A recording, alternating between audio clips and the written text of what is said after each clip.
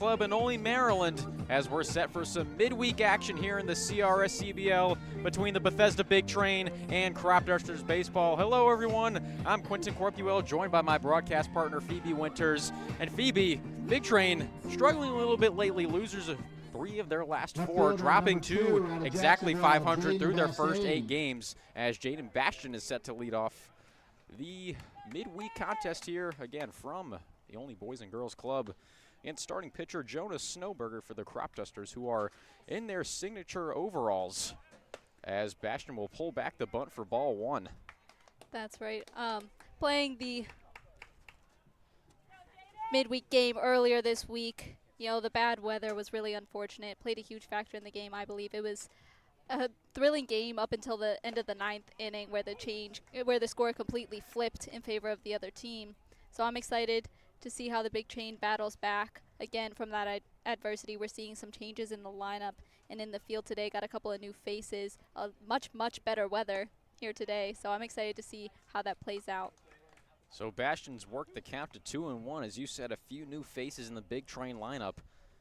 Currently on deck for Bethesda is the center fielder Andrew Williamson, who made his first appearance not too long ago, as the 2-1 pitch from Snowberger is an off-speed outside for ball 3. Also at the bottom of the lineup, making his first appearance of the summer, is Nick DeLisi, the catcher from Jacksonville University, who we saw dressed last game against the Giants but did not play. As Bastian will look at the 3-1 pitch outside, and he'll take a walk. So a good start for the Big Train as they get a runner aboard early for Andrew Williamson out of the University of Central Florida. That's right. He's a rising sophomore at Central Florida. His uncle Sean Rodriguez played in the MLB for 15 years, from 2008 to 2020, so got some good genes. Earlier this season, he recorded a season high of 2 home runs on March 15th versus Oklahoma State, and recorded a season high 3 runs in late April versus Central Michigan. And then the following day, recorded season high 3 runs on April 20th, recorded a triple the next day on April 21st.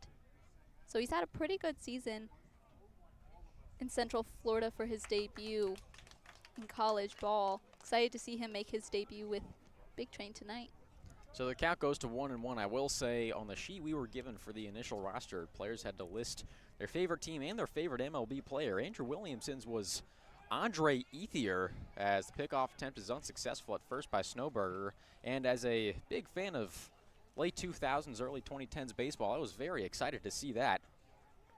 Yeah, not a very common favorite player. I mean, as that one's fouled off. Bastian took off, but he'll have to go back to first, as the count of Williamson now sits at 1-2.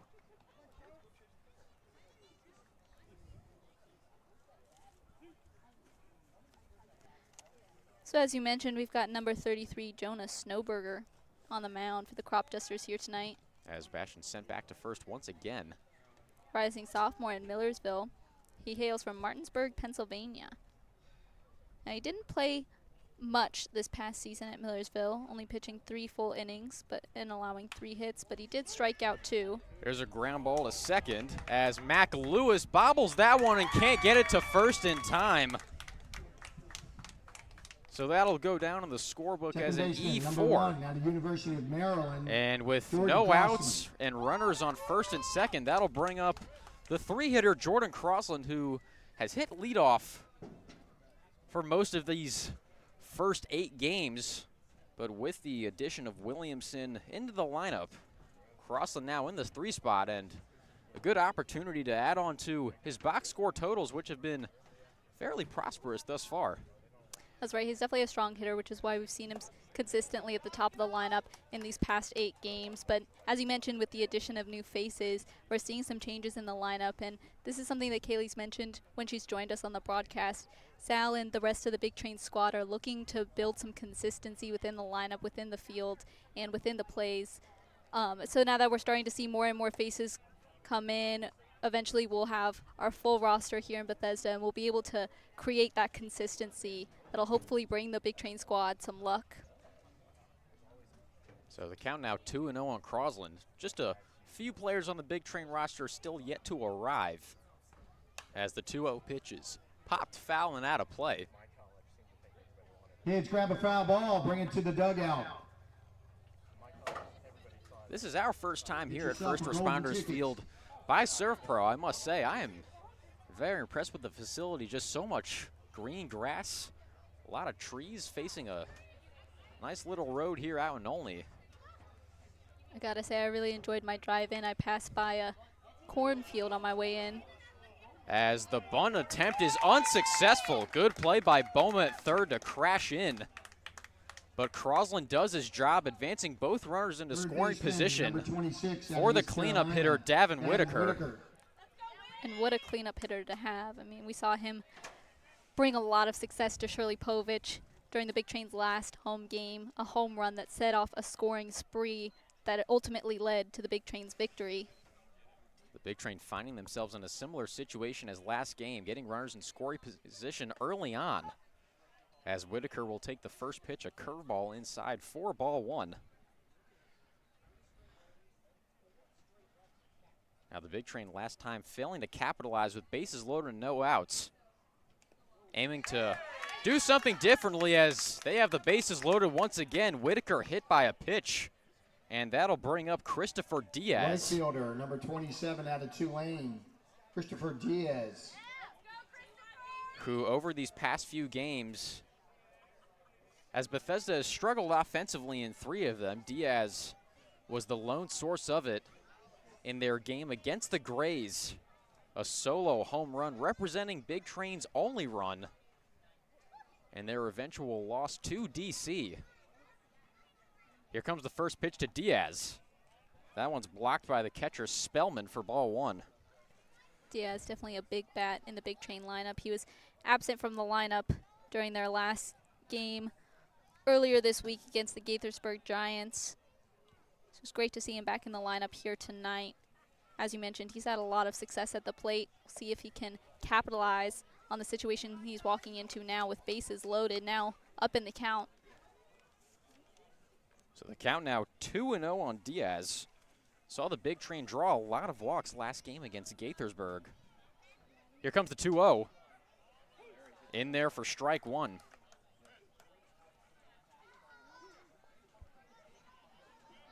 Snowberger, a dominant high school pitcher, went 20-1 with a 1.34 ERA, had over 150 strikeouts at Central High School as the curveball's in the dirt for ball 3. Now that included 4 no-hitters and a perfect game. Also won the state title in 2021 and 2022. Central High School in 2022 going 27-0, outscoring their opponents by 107 runs. As the 3-1 pitch is high and inside for ball 4. So that'll bring in the first run of the ball game. As Bastion will touch home on the Diaz walk. The Big Train taking an early 1-0 lead. Now we've mentioned this on the broadcast before. It's been a while since the Big Train has been the first on the scoreboard. So seeing them take the lead so early on and be the first on the scoreboard is definitely a positive sign, as now we won't have to see them battling back to begin with. But as you mentioned, Jonas Snowberger, a very talented ball player, apparently also a very talented yo-yo artist. Says his hidden talent is playing with a yo-yo. Now, as someone who cannot figure that out as a young child, that's pretty cool. Here comes the 0-1 to Skoronsky. That off speeds in there for strike 2. So Snowberger really leaning on his curveball thus far. Didn't find a ton of success in the first handful of batters, but now has Skoronsky in an 0-2 hole. Emilio Gonzalez standing on deck. Here comes the 0-2. That one's lined into shallow center field and caught. That's the shortstop Sanchez, who was in a little bit of a shift. Number 45 out of Florida Atlantic, Emilio Gonzalez. Turned out to be a good call, as that'll make it 2 outs with Emilio Gonzalez stepping up to the plate. Again, still have 2 Big Train runners in scoring position. Here comes the first pitch to Gonzalez. Off speed outside for a ball. Gonzalez struggled a little bit last game. was subbed out late in the game, looking to bounce back today. Here comes the 1-0. That one's fouled off for strike one. So the Big Train already making more progress with runners in scoring position than they did last game. Again, they had runners on each base with no outs and failed to score. This time scratching across one, looking for more here with 2 outs. The 1-1 pitch. Off speed in the dirt for ball 2.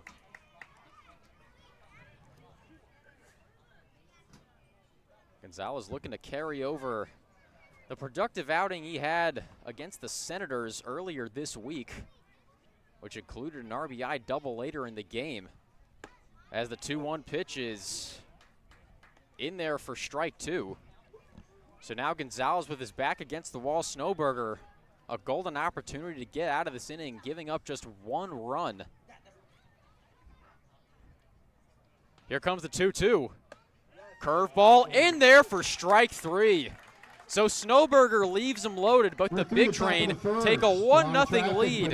We'll be back with the bottom of the first here at First Responders Field by Surf Pro. You're listening to Big Train Baseball Network. Field here, first base side.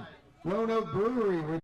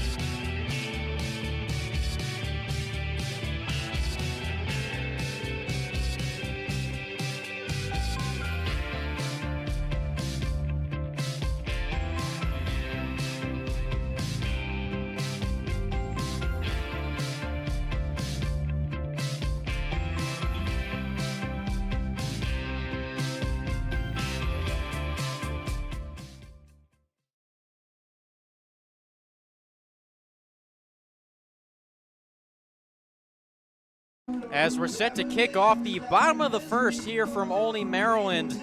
On the mound for your Bethesda Big Train, making his first starting appearance of the summer, is Jansen Kenty out of the University of Alabama. And his first offering to Bryce Herb is in there for a strike.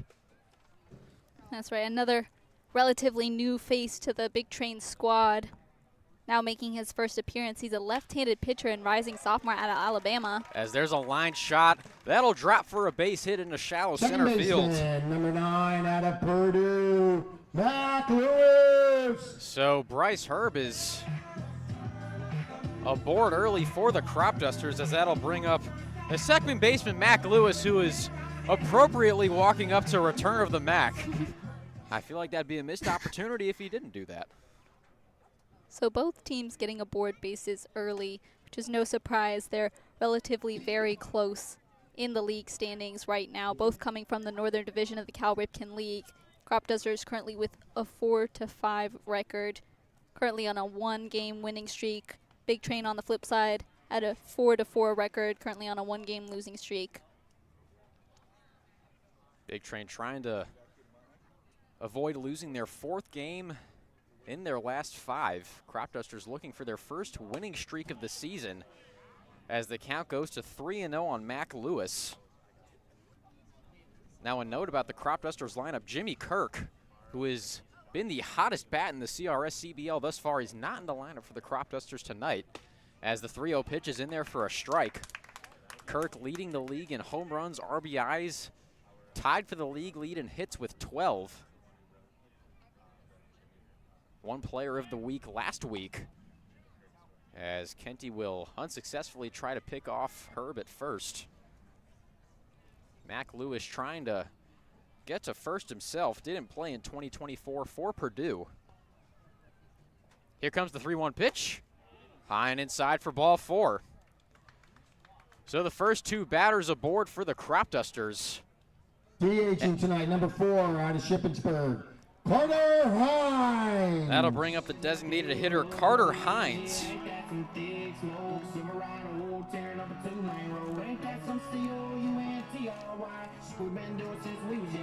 Carter Hines, a rising junior at Shippensburg. He hails from Warrington, Pennsylvania. Attended Central Bucks South High School. During his time there, he was selected to the 2021 Carpenter Cup. And in 2022, he emerged as a freshman as the team's starting shortstop, ranking 2nd on the team with 32 runs, tied for 3rd with the Shippensburg squad with 10 stolen bases, 13 multi-hit games, and a 7-game hitting streak. So definitely a strong bat in the Cropdusters wheelhouse here. So the count to Hines goes 0-2. Tried to lay down a bunt on his first pitch, but unsuccessful. Gonna swing away here.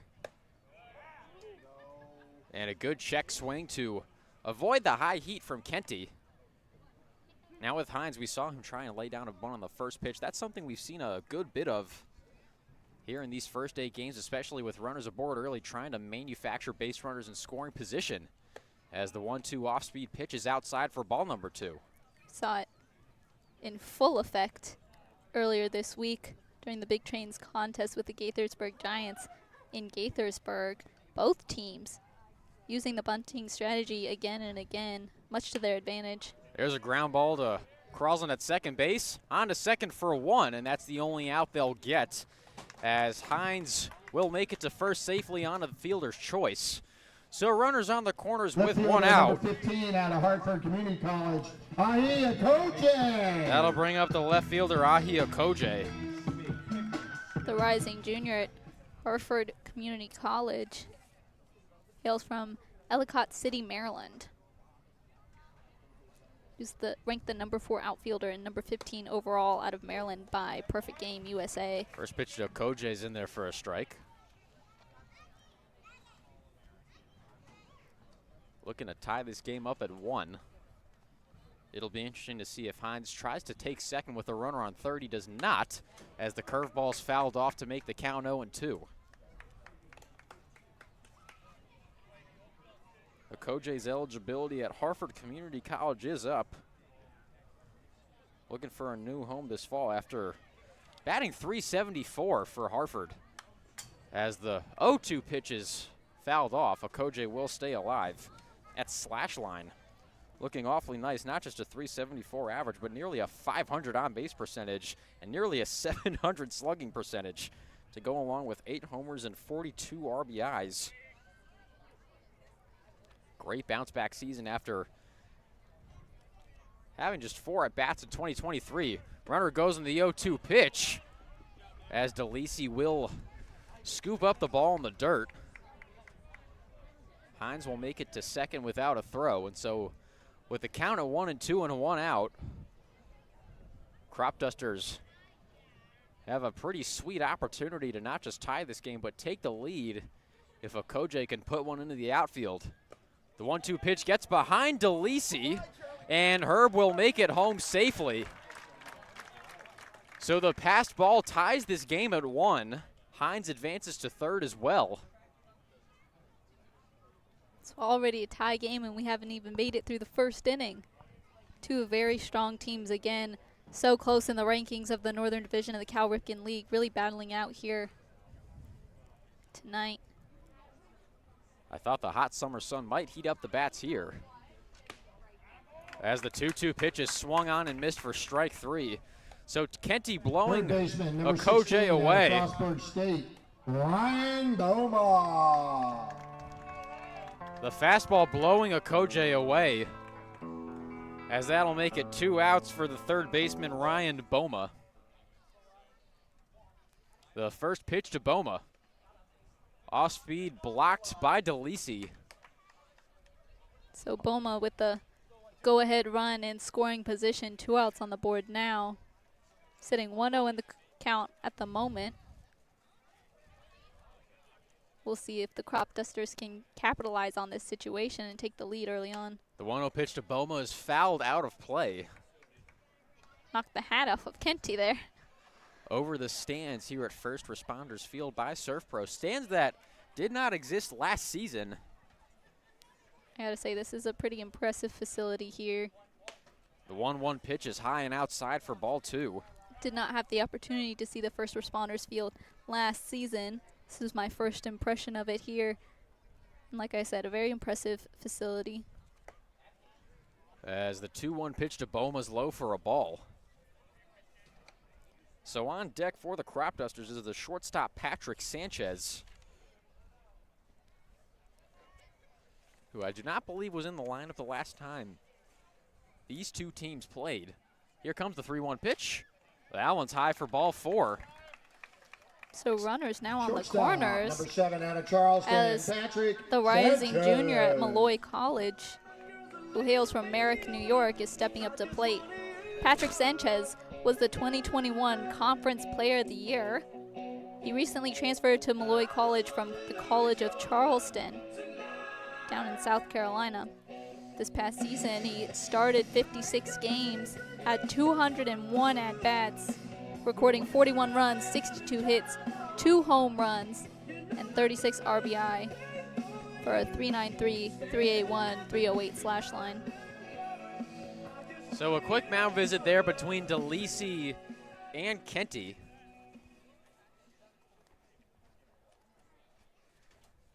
The first offering to Sanchez is low and inside for a ball. I will say the city of Charleston, South Carolina is quite lovely. Kind of reminds me of Georgetown in D.C., but in the South, as the 1-0 pitch is in there for a strike. Really enjoyed my time down there. Also got to see Fort Sumter, the island where the Civil War started. That was a very, very cool experience. As the 1-1 pitch is popped up into right. Ranging in is Diaz, and he'll make the catch for out number 3. So the Cropdusters leave 2 runners stranded on the corner, but they tie the game at 1. Get one back. We'll be right back for the top of the 1, second inning here on Big Train Baseball 1. Network. Going to the top of the second.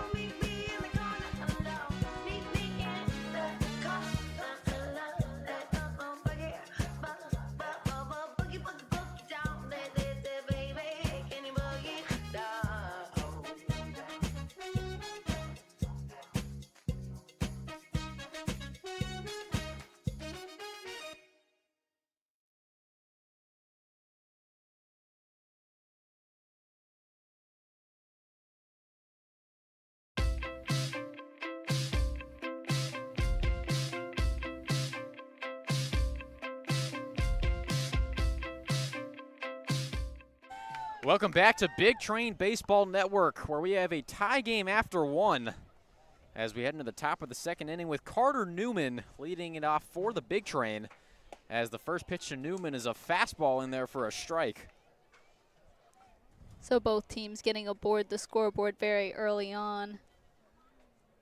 As we mentioned, the past couple of games for the Big Train, they've had to come back from behind nearly walked away with the victory on Monday night against the Giants, but a late 9th inning stretch for the Giants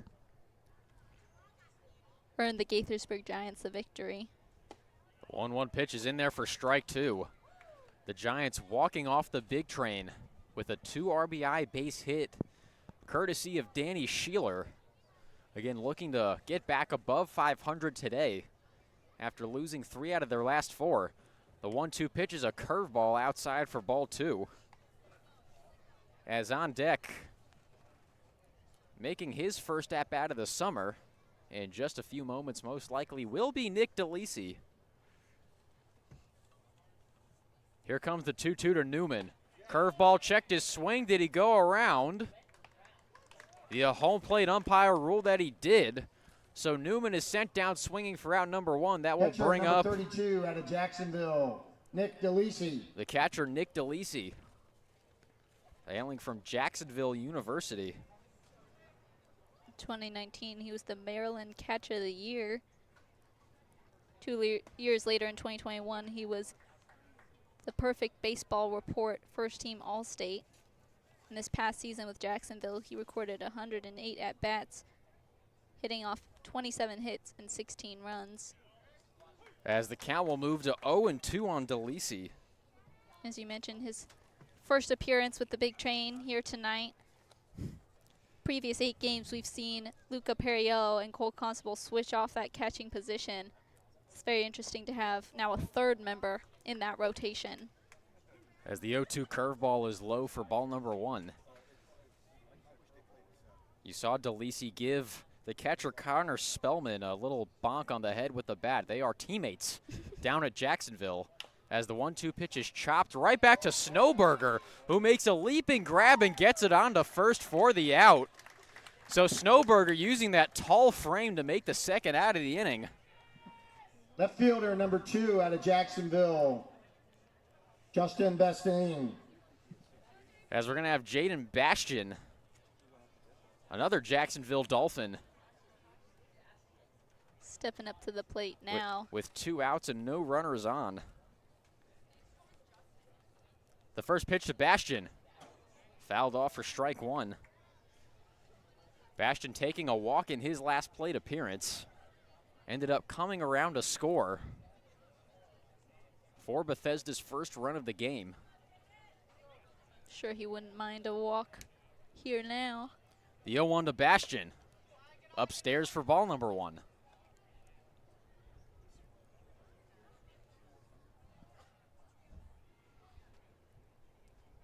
Getting a lovely breeze coming through the stands now, as it is currently 80 degrees here tonight.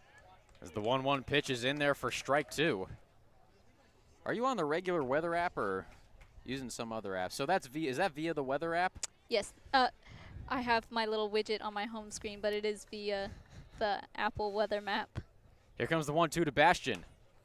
Fouled off.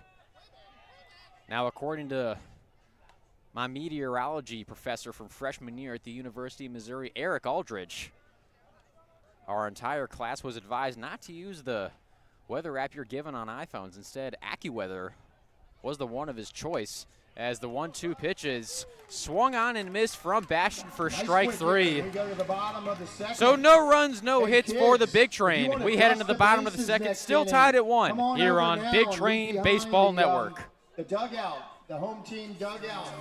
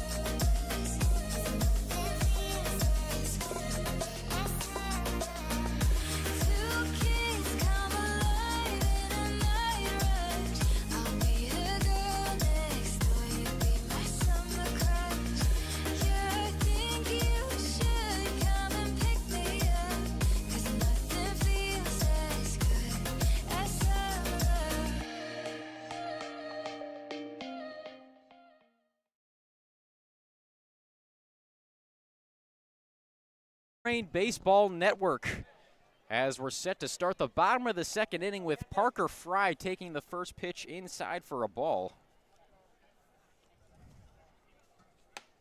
And Fry will take the second pitch from Jansen Kenty outside for ball number 2.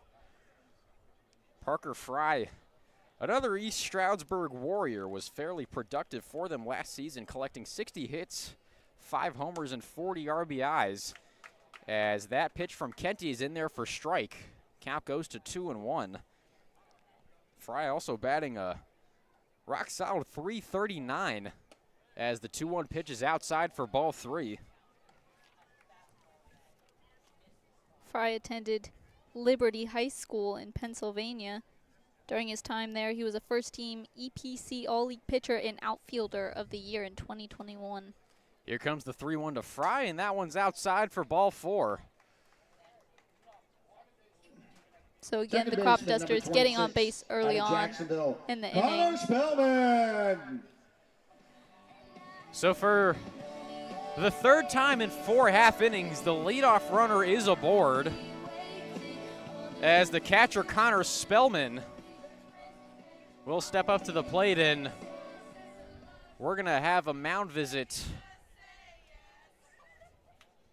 as, unfortunately, Love Story by Taylor Swift was sadly interrupted by the mound visit here. So Spellman, yet another Jacksonville Dolphin. He's a rising sophomore at Jacksonville, hails from Oviedo, Florida. His dad played baseball at Central Florida State College.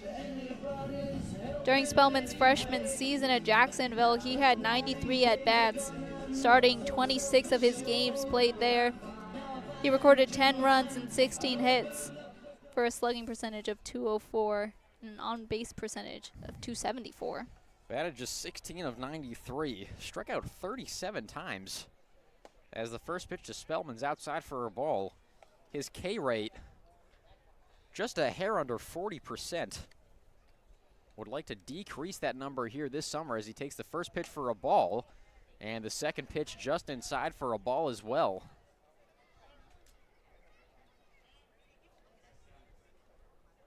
So the Cropdusters doing a good job of getting themselves into hitters' counts as Kenty's pickoff attempt of Fry is unsuccessful. Following Spellman in the batting order is the 9-hitter, the first baseman, Ben Davis. Here comes the 2-0. That one's outside for ball 3. So Kenty's delivered a lot of borderline pitches thus far. Unfortunately for him, just not a lot of called strikes as the 3-0 pitch is low for ball 4. So Spellman will take his base on 4 pitches. Again, that'll bring up the 9-hitter. Number 32, Adam McDaniel. Ben Davis. The first baseman, Ben Davis. The first baseman out of McDaniel College. Led the Green Terror in home runs. Finished second in RBIs with 39 and third in hits with 49. As he'll pull back a bunt attempt for ball 1. Once again, we're seeing, with runners on first and second and less than 2 outs, these batters trying to get the base runners over to second and third. As he'll pull back another bunt attempt for ball 2.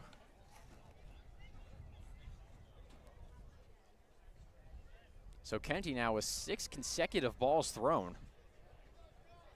Will look to find some sort of rhythm here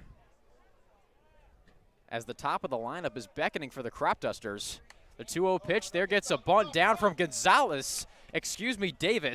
I just saw Gonzalez beelining for that bunt attempt. Sort of like a reverse Derek Jeter versus the Athletics over 20 years ago when he came from the other side of the infield to tag out Jeremy Giambi at the plate. Gonzalez with the wheels on him to get over there.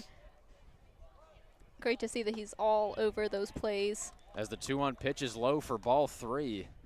Again, Gonzalez was right in on that bunt attempt, and Davis had been showing bunt for a really long time. And by a long time, I mean a few seconds, but in that situation, a few seconds is indeed a long time, which allowed Gonzalez to cover as much ground as he did. 3-1 pitches over the head of Ben Davis. So he'll take his base, which will load the bases for the leadoff hitter, Bryce Herb. Number 11 leading off from Shippensburg, Bryce Herb. Herb leading off the bottom of the first with a single. A replica of his first at-bat would easily score one and perhaps two. Although Williamson is an extremely talented center fielder. Here comes the first pitch to Herb. That one's in there for a strike. So as we mentioned, Big Train's previous game, we saw a lot of that bunting strategy used. It ended up being the downfall at the end of the game for the Big Train. So it's interesting to see how the Big Train has already made some changes in their defensive strategy. You saw Gonzalez multiple times speeding in over towards home plate from first base anytime the batter showed a bunt attempt. So the count now 1-2 on Herb. Again, no outs here in the top of the second inning, or excuse me, the bottom of the second inning. The Cropdusters threatening to take the lead. The 1-2 to Herb, that one hits him as the off-speed got away from Kenty. So the Cropdusters will score run number 2 as Fry crosses home plate Boilermaker Mac Lewis on the HBP, which will bring up the second baseman, Mac Lewis, out of Purdue University.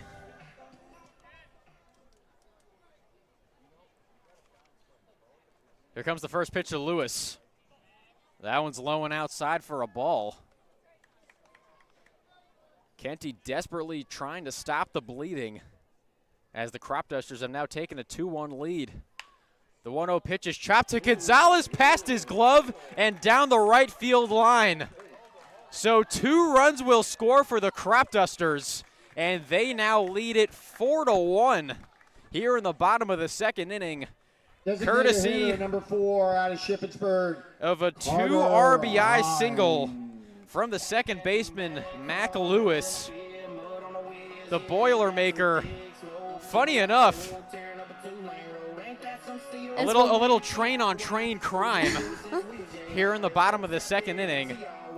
So we'll see a mound visit over to Kenty. That'll do it for Jansen Kenny's starting outing, making it just a full inning, allowing 4 earned before making the first out of the inning.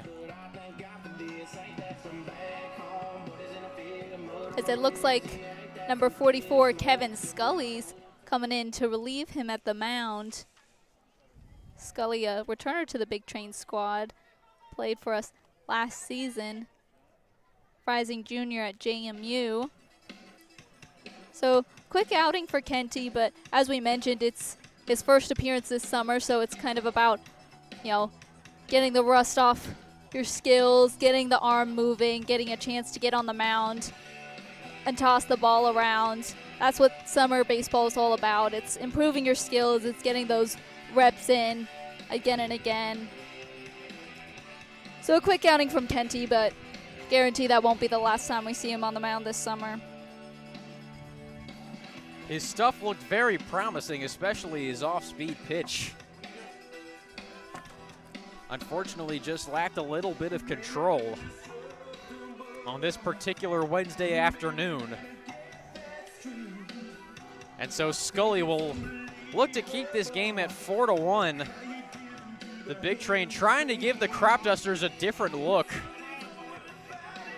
with the right-hander Scully. It's a GRF CPAs and while Scully continues to warm up, I want to talk a little bit more about Gonzalez's defensive prowess on those bunt attempts. I think that just kind of speaks to manager Sal Colangelo's winning mentality to make those quick changes very early on, taking those lessons from the losses, as you said on the broadcast time and again. We saw them kind of fall in the score, and it was ultimately because of that bunting strategy the Gaithersburg Giants were implementing so well. So to see the team already making a huge adjustment in their strategy after coming off that loss is huge, and it, I think, again, really speaks to Sal Colangelo's winning mentality and the winning mentality of the Big Train team.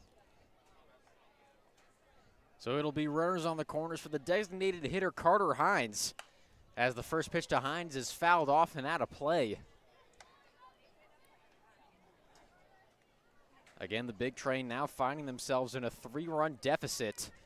Still trying to record their first out here in the bottom of the second inning. The 0-1 to Hines. That one's in there for a strike. And I think a lot of that is going to be Scully getting ahead in these counts as best he can. Doing a good job of it here. Getting Hines in an 0-2 hole. Here comes the pitch. That one fouled off. So Hines once again, Shippensburg's starting shortstop and leadoff hitter. A career .320 hitter. Led the Raiders in hits last season. Also didn't strike out a whole lot, just a K percentage a hair over 10%. Looking to avert that here. As the ball gets away from DeLisi, and run number 5 will score for the Cropdusters as Bryce Herb flew home on the pitch that got away from DeLisi. So that'll make it 5-1 in favor of Cropdusters baseball. Still no outs here in the bottom of the first. A runner on second base. Hines in a 1-2 count.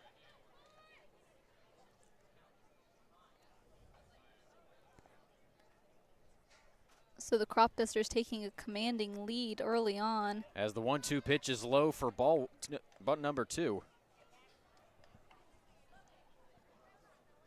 The Cropdusters' last game was with the Silver Spring Tacoma Thunderbolts. They got the victory with that one with a final score of 10-7.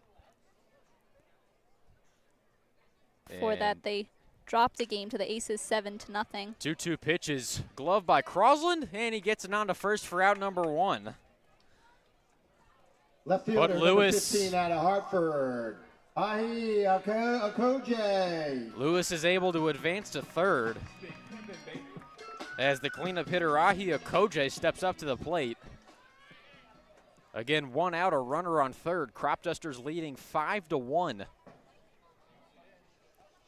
Four of those runs coming here in the bottom of the second inning, as the first pitch to Okoje is skied into center field, caught by Williamson. Lewis will not test the arm of Williamson, who probably would have gunned him down had Lewis chosen to go home. Number 16 out of Frostburg State, Ryan Boma. So Williamson, or excuse me, Boma. Lewis will stay at third here with 2 outs. Ryan Boma stepping up to the plate for the Cropdusters. The Cropdusters currently at 6 runs. As the first pitch to Boma's in there for a strike. Currently at 6 runs. 10 runs appears to be the magic number for the Cropdusters, as their last 2 wins in their past 4 games, they've had a final score of 10 runs. The 0-1 to Boma in the dirt for ball number 2. Or excuse me, ball number 1. So Boma now sitting 1-1 on the count. 2 outs on the board for the Cropdusters, who still have a runner on third. The 1-1 pitch in there for a strike. Scully doing a good job of mixing up the fastball and the off speed. Now just a strike away from ending the inning.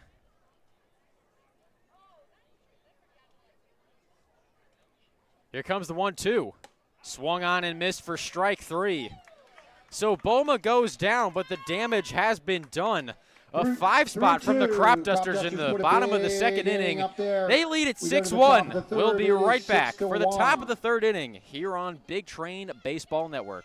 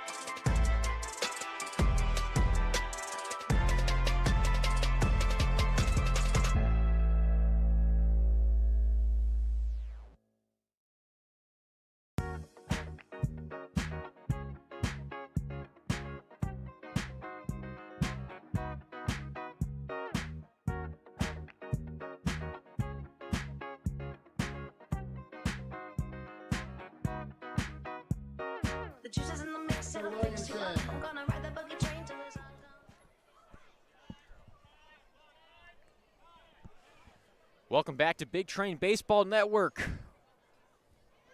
where Bethesda now trails the Cropdusters 6-1. As we're going to have a brief stoppage in play here before the top of the third inning, as the center fielder Andrew Williamson will lead things off for the Big Train. Again, 2-3-4 leading off the top of the third four, but Bethesda, as Williamson will retract his bunt attempt, but the first pitch is in there for a strike. So the Big Train once again finding themselves in a position where they need to play a bit of catch-up, getting behind in the score early on. The 0-1 pitch is a curveball in there for strike number 2. Gotta hope that the bats come alive here tonight, and once they get hot, they can stay hot. The 0-2 to Williamson. That one popped up way in the air, coming awfully close to us here in the stands. And that one actually gets caught in the netting, protecting everyone here in the grandstands behind home plate and the first and third base lines. I did not think that would be possible. There is an awfully small margin for error for the net to be able to catch that one. As Williamson will pop another one up, this time down the right field line. And that one will be caught by the right fielder Fry for out number 1. And that'll bring up the three-hitter Jordan Crosland. University of Maryland, Jordan Crosland. We're a bit more exposed here than we are at Shirley Povich Field, sitting in the stands amongst the fans. But thankfully, we've got a couple of fans ahead of us that will hopefully catch any foul balls before they make their way over to us. Here comes the first pitch to Crosland. Off speed outside for a ball. As I said, when we were at Prince George's Community College for the Big Train's contest against the Grays, I feel pretty confident in your abilities to catch a foul ball barehanded. As Crosland lines the off-speed pitch into right center, that'll drop for a base hit. Crosland will stop at first. And so with one out, the Big Train have a runner aboard in the form of the Maryland Terrapin, Jordan Crosland. So already a much more positive result than we saw in the previous inning, where Big Train didn't get any hits off. Now with a runner on first and an excellent bat up at the plate, and Davin Whitaker looks like some positive momentum. And Whitaker is beamed in the dome on a curveball, but he'll take his base A-okay. Didn't look phased at all by that one. Number 27 out of we heard one Big Train fan from the stands shouting he took it like a champ, and that he did. That was actually one of the lovely Kirchen fellows here within the Big Train internship program. Lily Stewart recently graduated from Auburn, giving Whitaker a cheer, as that'll bring up Christopher Diaz with 2 runners on and 1 out. Off-speed pitches outside for a ball. I also apologize for the score. It is 5-1 Cropdusters, not 6-1. Apparently a phantom run was added to the scoreboard at some point during the last half inning. So meaning Cropdusters put up a 4 spot in the bottom of the second, not a 5 spot. As the 1-0 pitch is in the dirt for ball 2.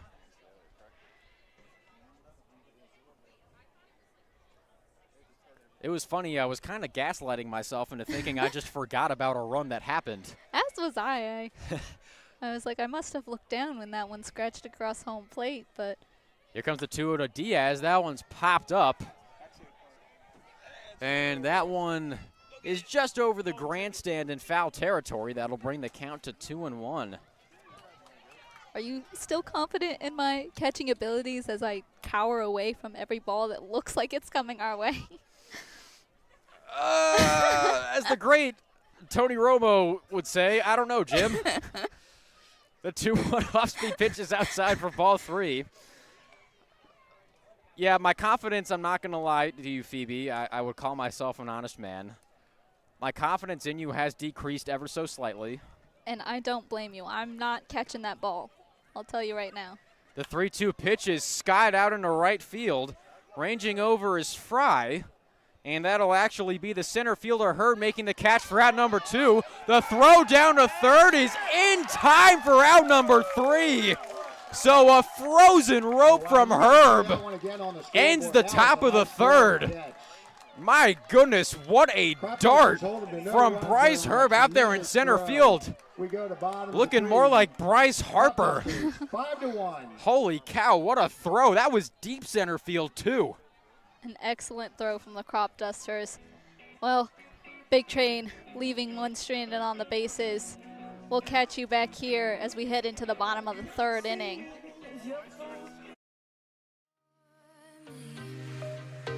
Keep watching you when you leave. Something new. Keep hoping you feel this too. Holding on and on and on and on. Hoping I can get to know you better. Living in sweet suburbia. Some fun is all we want.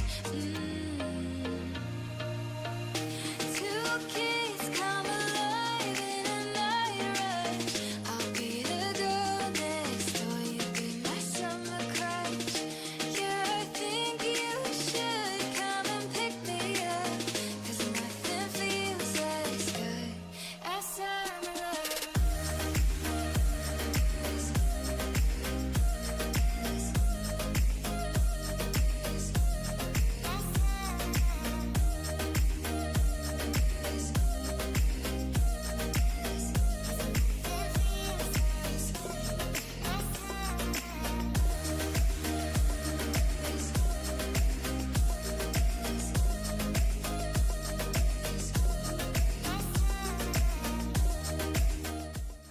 Shortstop. Welcome back to Big Train Baseball Network, where the Cropdusters lead the Big Train 5-1 as we're set to start the bottom of the third inning. Leading off is the shortstop, Patrick Sanchez. Once again, Kevin Scully on the mound for the Big Train came in to relieve Kenty in the bottom of the second. As that first pitch from Scully is outside for ball number 1. We saw Scully make a starting appearance in the Big Train's exhibition game against the Senators, as the 0-1 pitch is in there for a strike. Looked pretty solid there, and knock on wood, which we are unfortunately not surrounded by a ton of here. Looking good thus far in relief for Kenty, as the 1-1 pitch is in there for strike 2.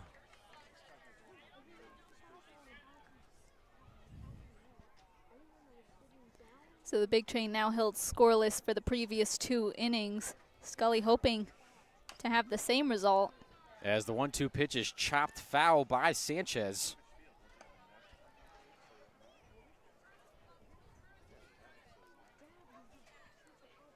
This summer, Sanchez looking to emulate the success that another P. Sanchez has had in the past. That would be Pablo Sanchez of Backyard Baseball, as this P. Sanchez will get sent down swinging for strike 3. Right fielder number 30 out of East Strasburg, Parker Fry. That'll bring up the right fielder, Parker Fry. I got really excited to talk about Pablo Sanchez here. I've been waiting for that for a little bit. Pablo Sanchez, one of the greatest fictional baseball players of all time. As the first pitch to Parker Fry is a curveball in there for a strike.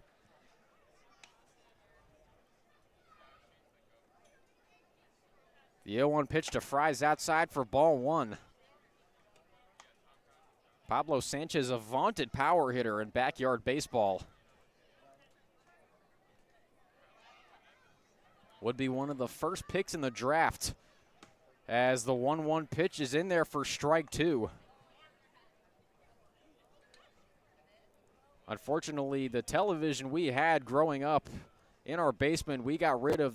It did not have an HDMI cable for the Wii, as Scully will send down Fry for out number 2. Second baseman number 26 out of Jacksonville, Connor I'm failing to see the Spellman. connection between Oh, backyard baseball and the Wii. well, I'm still on Patrick Sanchez. Oh, Backyard Baseball had a Wii version of the game. gotcha. I'm following you now. As the first pitch to Spellman's in there for a strike. To round this out, thankfully, the television we have in our apartment at college does have an HDMI cable for a Wii, which got me very excited. As Kevin Scully now sending 2 consecutive strikes in the direction of Connor Spellman. Here comes the 0-2 pitch, and a swing and a miss for strike 3. So a dominant half inning there for Scully. He sets the Cropdusters down in order. Still 5-1 in favor of the home team. We'll be right back for the start of the top of the 4th here on Big Train Baseball Network. All your Cropdusters will.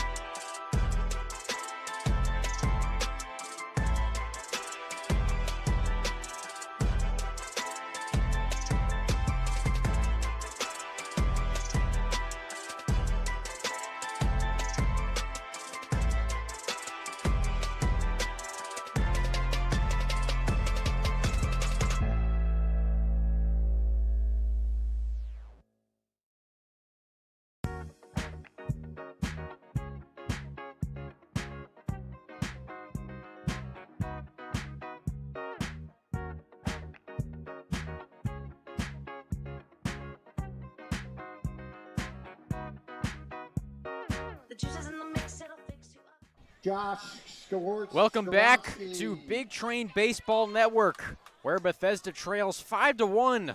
Looking to cut into that lead here in the top of the 4th inning. Leading off is the designated hitter Josh Skoronsky, facing a new pitcher for the Cropdusters in Steven Schenning, as he'll take the first pitch down the right field line, and that one will land foul for strike 1. So Skoronsky returning to the plate. Opposite Steven Schenning on the mound. Schenning, a rising junior at Wilmington University, hails from Fallston, Maryland. He transferred to Wilmington recently from Mount St. Mary's. During his time there, he made 10 appearances and started 5 of those appearances. As the 0-1 pitch is swung on and missed for strike 2. In 27.2 innings of work, he struck out 29 to post a 4.55 ERA. Here comes the 0-2 to Skoronsky. Swung on and missed for strike 3. Gets away from the catcher Spellman momentarily, but he recovers and fires on to first for out number 1. First baseman number 45 out of Florida Atlantic, Emilio Gonzalez. So Skoronsky retired early, sending up number 45, Emilio Gonzalez.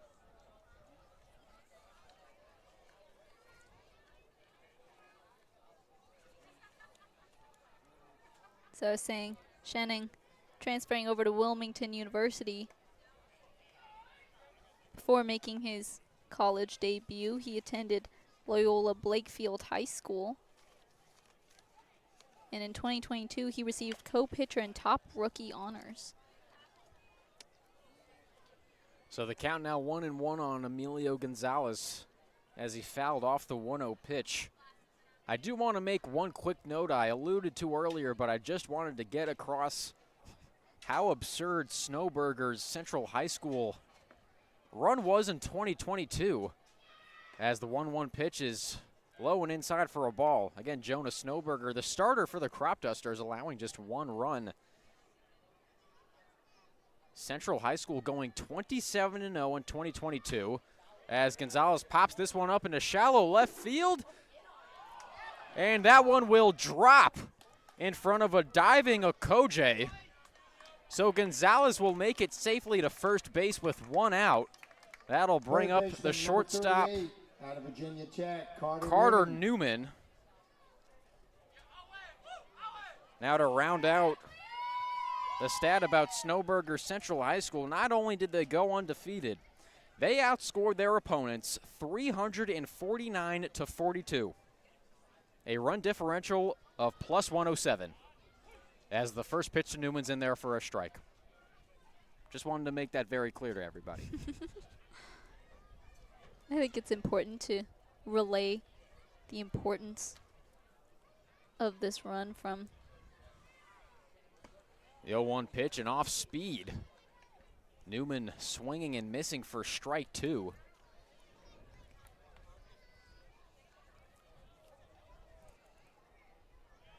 As I was saying, important to relay the importance of that run from Snowburger as just 0-2 pitch is swung on and missed by Newman for strike three. just speaks to the very talented bunch we have here in the Cal Ripken Catcher League. number 32 out of Jacksonville, Nick And so with DeLisi. 2 outs and a runner on first, that'll bring up the 9-hitter Nick DeLisi. Again, your catcher for tonight. As the first pitch to DeLisi's in there for a strike.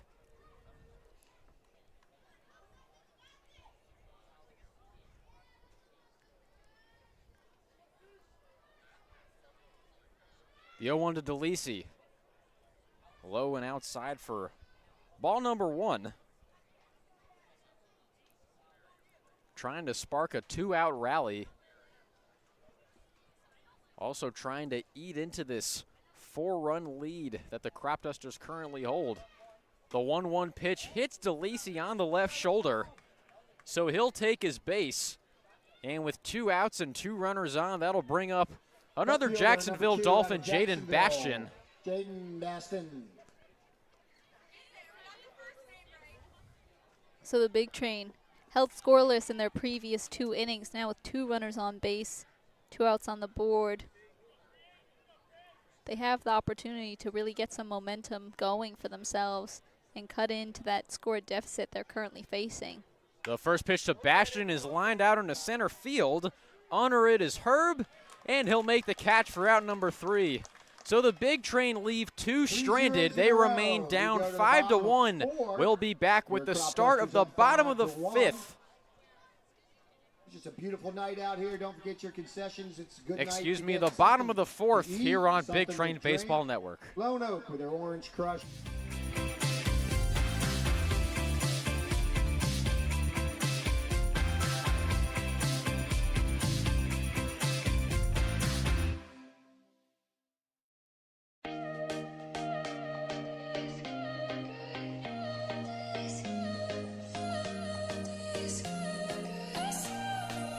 Wait for me.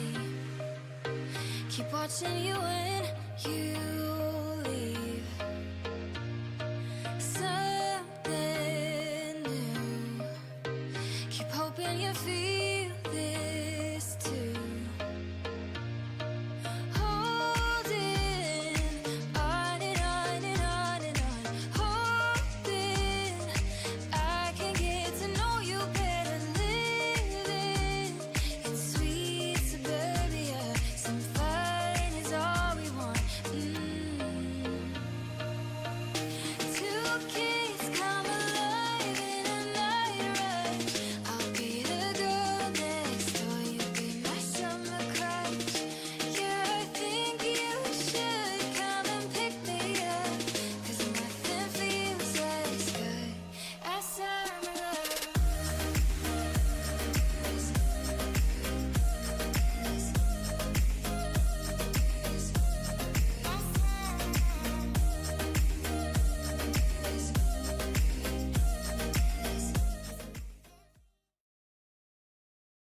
Welcome back to Big Train Baseball Network,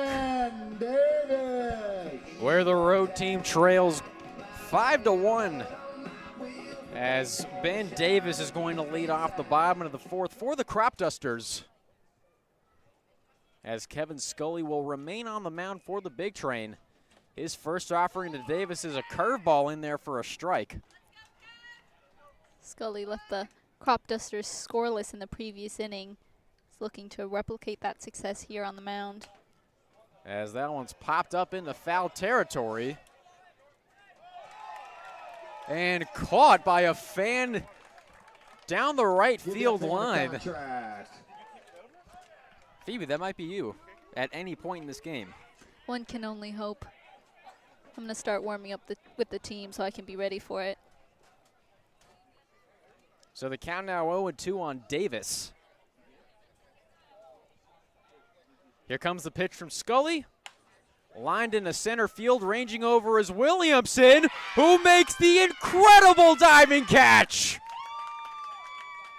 Oh, another web gem in center field for the Big Train. This time it's the UCF Knight. The Floridians really making a name for themselves out in center field. Earlier this week it was Jaden Bastian. Now it's Andrew Williamson. My goodness, what a grab for out number one. As the first pitch to the center fielder, Herb, is outside for a ball. Now, Phoebe, I predicted before this season, watching Williamson at UCF, that he might have a similar summer that Mike Talkman had for the Cubs in 2023. As that pitch from Scully's in there for a strike. Was one of the best players, not just in the National League, but in the entire MLB throughout the summer of 23, as that one's chopped for strike number 2. And one of the reasons for that was Talkman's prowess in the field. Williamson, also an extremely talented center fielder, showing it off there.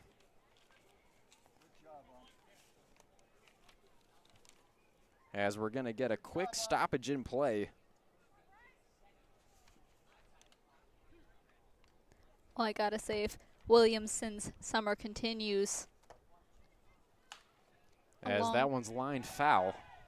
Continues to go in the way of his debut here with the Big Train, I would not be surprised if he does have a similar summer season. He's been incredible and a huge... As the 1-2 pitch is high for ball number 2.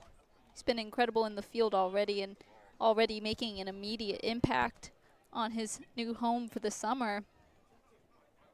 Excellent in the field.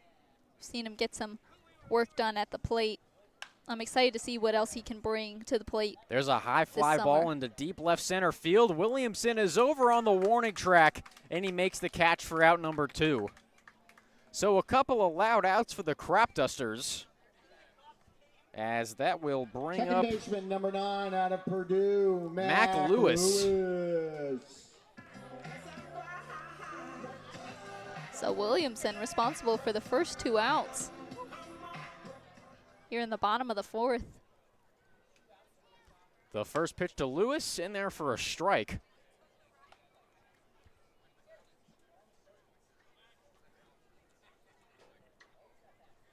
As you mentioned, as the 0-1's in there for strike 2. As you brought back to the attention of our fans, the web gem from Bastian earlier this week at the Big Train's last home game. Center field has just been incredible for the Big Train this summer.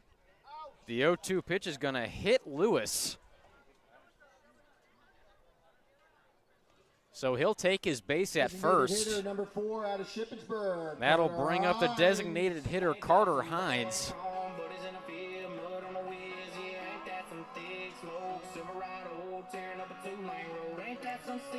We've talked time and again about the defensive prowess of the Big Train, how strong they've in 1 week, I think speaks very highly to that defensive prowess.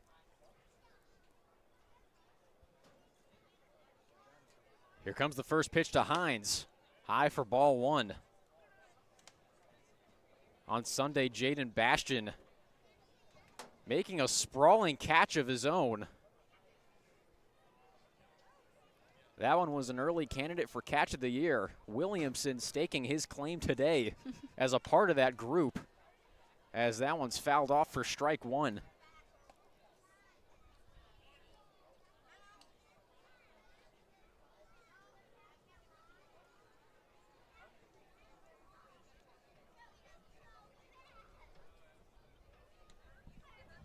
The Cropdusters sporting their signature overall styled uniforms here tonight. As the 1-1 pitch is high and outside for ball 2.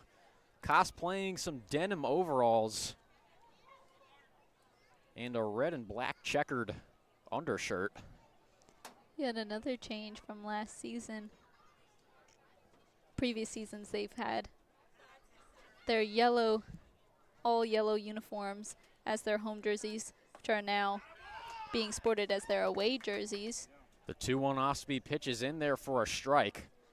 So Scully 1 out away from getting out of this inning. Gotta say, I'm a big fan of this change. I think it adds some fun and some style to the Cal Ripken League. Here comes the 2-2 pitch. High for ball 3. As you said, summer ball is all about fun. And as we say within the organization all the time, fun is good. Fun is good. And the Cropdusters uniforms are fun.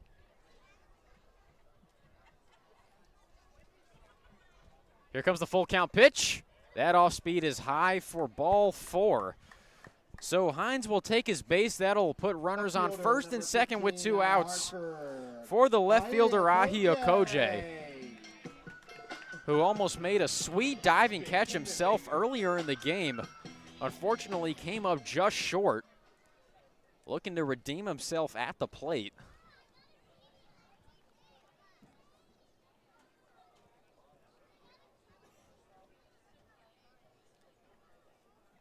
Here comes the first pitch to Okoje. That one's outside for a ball.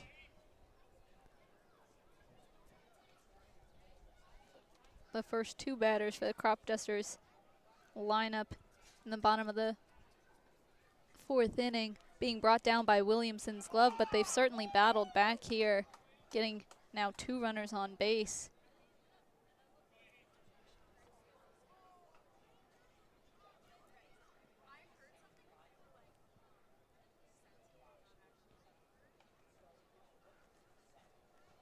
Here comes the 1-1 pitch. Swung on and missed for strike 2. So Scully working another 2-strike count. Let's see if he can finish the job and finish the half inning.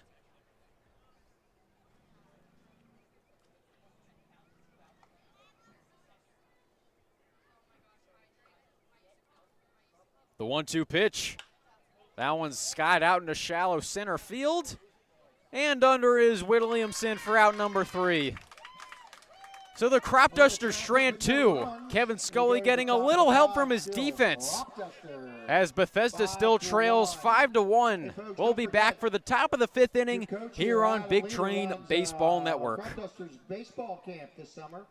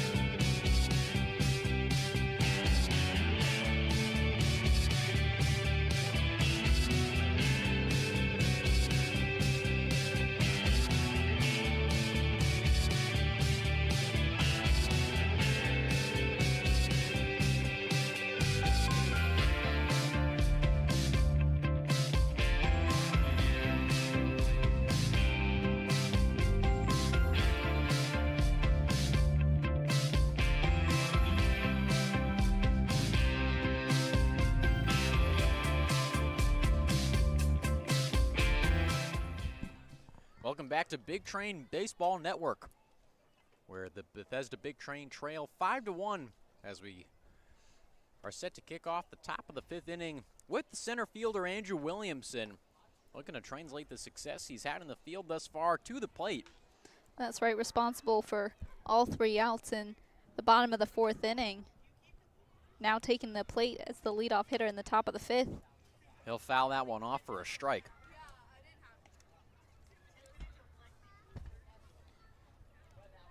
Last season for Central Florida, in 44 games played, registered 36 hits, 4 homers, and 23 RBIs. As the 1-1 pitch is chopped foul down the right field line. That'll bring the count to 1-2.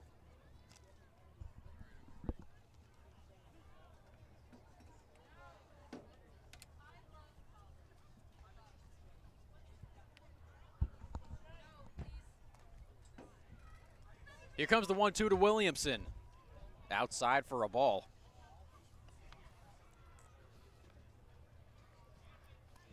Skenning still on the mound for the Cropdusters. Here comes the 2-2.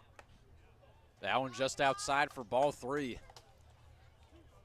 So a good eye by Williamson to work the count full as the second baseman Jordan Crosland waits on deck.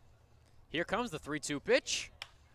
There's a high fly ball out into right field as Fry is under it, and he'll make the catch for out number 1. So Williamson is retired on the fly out. That'll bring up the second baseman Jordan Crosland. Jordan Crosland Had a base hit in his last at-bat. Hoping to have a similar result here at the plate. Getting on base early on in the top of the 5th inning. Here comes the first pitch to Crosland. That one in the dirt and past the catcher Spellman for ball 1.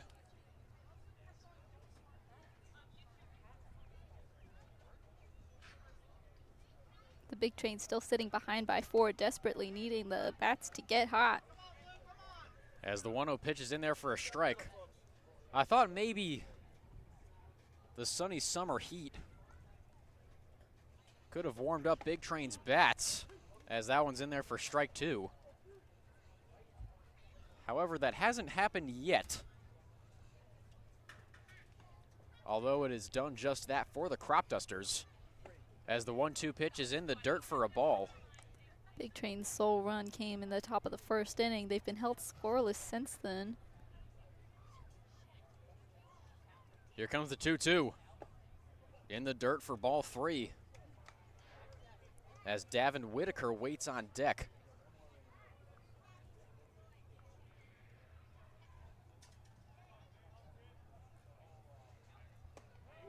As Crosland swings and misses on the full count offering. So with 2 down and no one aboard, that'll bring up the third baseman, Davin Whitaker. Whitaker holding one of the few home runs we've seen for the Big Train squad this season. Here comes the first pitch to Whitaker. That one's lined up the middle, base hit. So a solid piece of 2-out inning from Davin Whitaker, as that'll bring up the right fielder Christopher Diaz. So Whitaker, who put into motion a scoring spree for the Big Train on Sunday that led to them taking the victory over the Braves, now getting on base here at his first at-bat in the top of the 5th inning. Hopefully that'll have the same effect it did on Wednesday, getting some scoring momentum going here for the Big Train. Diaz looking at the first pitch and off speed in there for a strike.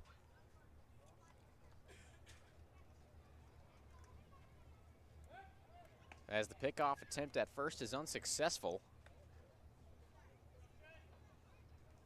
Whitaker definitely not inexperienced with swinging early in the count.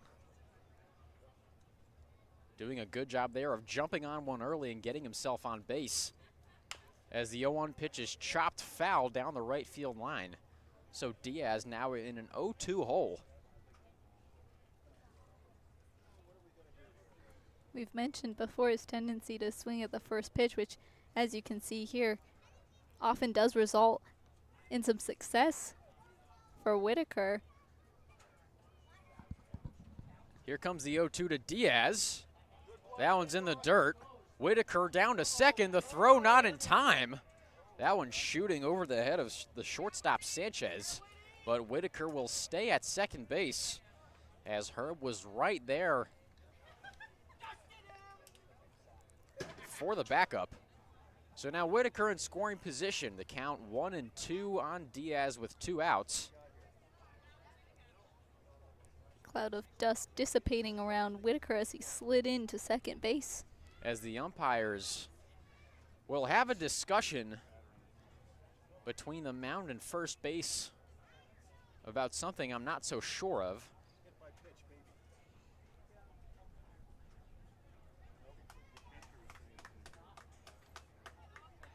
And so they will conclude their meeting. Again, the count 1-2 on Diaz with 2 outs and a runner on second. Josh Skoronsky, the batter on deck. Here comes the 1-2. In the dirt for a ball. I will say the Big Train so far this season haven't gone after too many pitches in the dirt. Diaz doing the same there to make the count even at 2-2. Here comes the pitch from Schenning. That one's grounded through the hole, base hit. Whitaker will round third, he will head home. The throw from Fry is in time, they got him. So Whitaker's gone down at the plate from Fry. On an outfield assist thrown out at And the plate. another outfield assist Cropdusters go to the bottom of from the 5. Cropdusters as they now head into the bottom of the 5th inning, still up 5-1. We will be right back here on Big Train Baseball Network.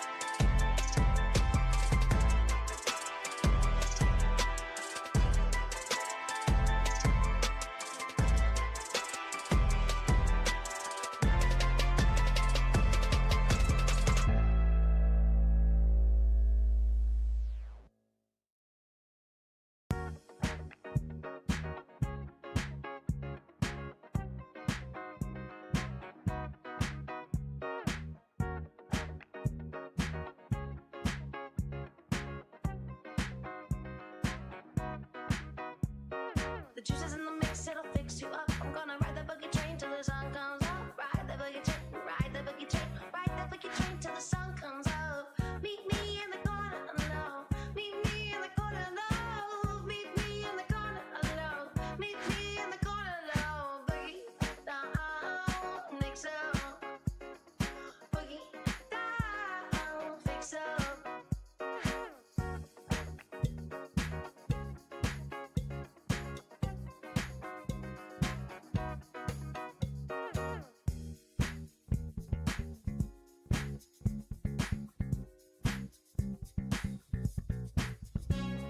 The juices in the mix, it'll fix you up. I'm gonna ride that boogie train till the sun comes up. Ride that boogie train, ride that boogie train, ride that boogie train till the sun comes up. Till the sun comes up. Till the sun comes up. Ride that boogie train, ride that boogie train, ride that boogie train till the sun comes up. Hey baby, I love the way you move. Say hey baby, I love the way you groove. Hey baby. Welcome back to Big Third Train baseman, Baseball Network, number 16, Ryan where the road Roma. team trails 5-1 as we're set to start the bottom of the 5th inning with a new pitcher for the Big Train. It's going to be Jackson Baker from Alabama. Yet another new face for the Big Train roster that we're seeing here tonight make his 2024 summer debut. Rising sophomore out of Alabama. He hails from the Lone Star State originally. He was ranked the number 19 right-handed pitcher and number 56 overall player out of Texas by Perfect Game USA. So the count now 1-1 on Ryan Boma.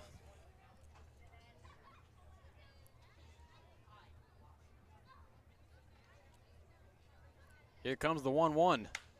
There's a liner and caught by Carter Newman at short for out number 1. Shortstop, number 7. That'll bring up the shortstop, Patrick Sanchez. Patrick Sanchez. Boma getting a little jammed up by that pitch from Baker. And Carter, who was playing on the border of the infield and outfield, in good positioning to make that catch.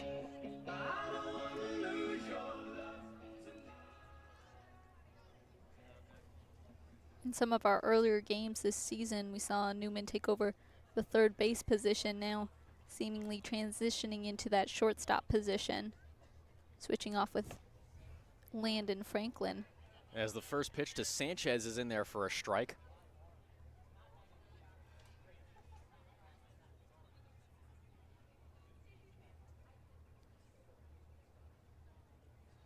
Here comes the 0-1 offering.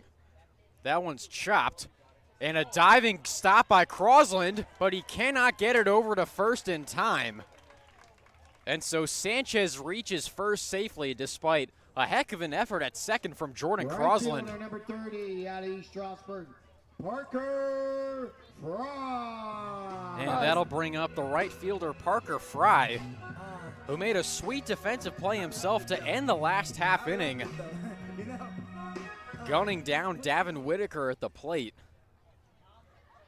Now 2 outfield assists for the Cropdusters. The first pitch to Fry is low for a ball.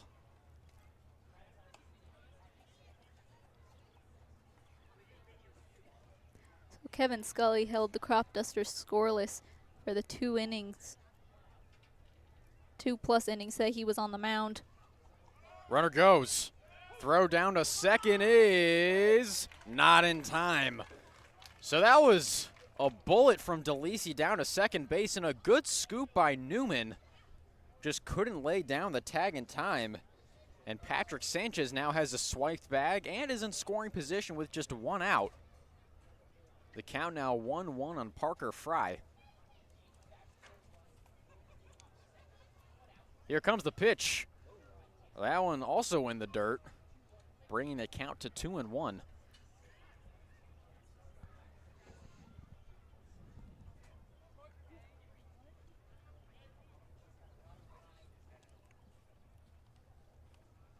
The 2-1 pitch. Ground ball to second base, fielded by Crosland, and he gets it on to Gonzalez for out number 2. Second baseman, Sanchez number now on 26 third out of base Jacksonville, for Connor Spellman. Spellman. Spellman, the apparent Swiftie, as his walk-up song is Love Story by Taylor Swift. We've talked about what makes a good walk-up song during previous road game broadcasts. I gotta say, I think Love Story by Taylor Swift, a throwback song, good energy, not necessarily intimidating, but can definitely get the energy up, not only for the player, but the stands. As Spellman, a swing and a miss for strike 1. That swing a little out of style. We'll look to recover here on an even 1-1 count, as that one's chopped foul for strike 2.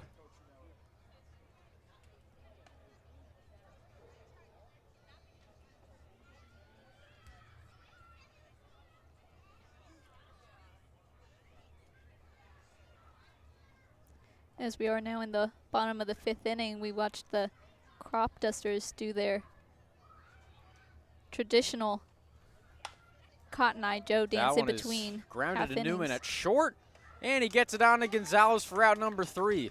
So the Cropdusters strand 1 at third. They still lead 5-1 as we head into the top of the 6th. We'll be right back here on Big Train Baseball Network. Hey.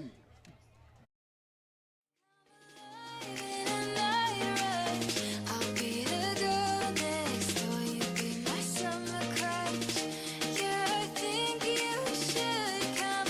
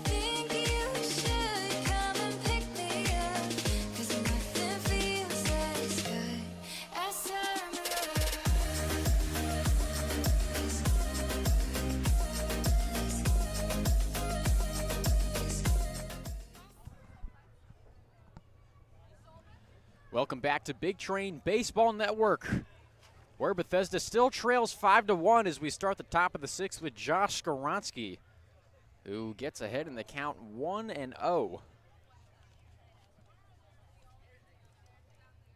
And the second offering to Skoronsky is an off speed in there for a strike against Skoronsky's Kentucky Wildcats, competing in the College World Series this year, as the 1-1 pitch is in there for a strike. Again, a surprise season by Kentucky. Projected to finish in the middle part of the SEC, ended up getting the #2 national seed, as Skoronsky will go down swinging for out number 1. So that'll bring up the first baseman, Emilio Gonzalez. Emilio Gonzalez. The College World Series starting on Friday. First game set for 2 o'clock p.m. Eastern when Virginia takes on North Carolina. As the first offering to Gonzalez is skied out into left center field. Ranging over is Okoje, and he makes the catch of the warning track for out number 2. So a loud out there from Gonzalez, and an efficient first 2 plate appearances for Steven Schenning, as Carter Newman will step up to the plate with 2 outs and no one on. As you mentioned, score stands 5-1. We haven't seen a run since the second inning. As Newman will lay down a bunt down the left field line, but foul. Davin Whittaker got incredibly close to upping the score for the Big Train, but an excellent throw down to catcher Spellman prevented that from happening.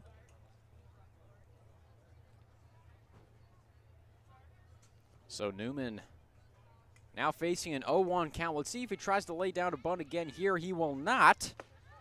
He will swing and miss for strike 2.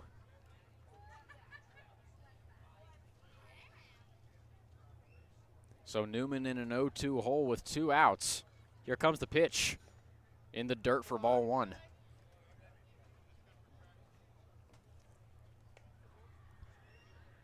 So we've been talking about the bats getting hot here tonight, but we've seen some excellent hitting from both sides, but the excellent defense has been preventing those runs from scoring, and we've seen some excellent pitching on the mound as well from both sides. A diving catch by Williamson and outfield assist from Herb and Fry. As the 1-2 pitch is a curveball just outside for ball 2. So the count now 2-2 on Newman with 2 outs. Here comes the pitch in the dirt for ball 3. Nick DeLisi, the 9-hitter, waiting on deck. Here comes the full count pitch. Curveball outside for ball 4. So Newman will take his base. Nick DeLisi will step up to the plate with 1 runner on and 2 outs.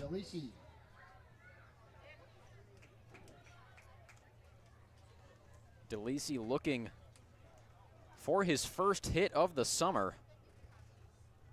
In his first start of the summer. The first pitch to DeLisi is low for ball 1.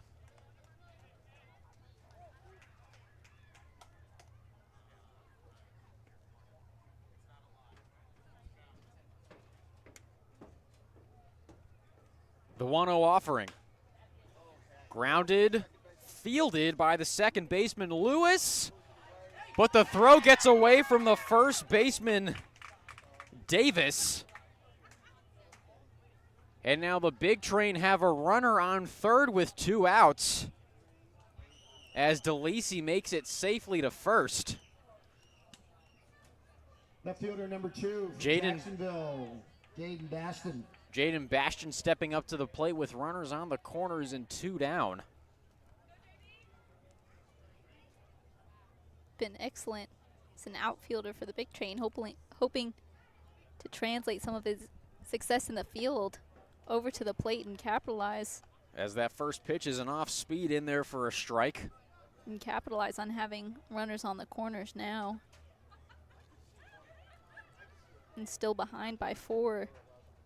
The 0-1 pitch Another off speed in there for strike 2.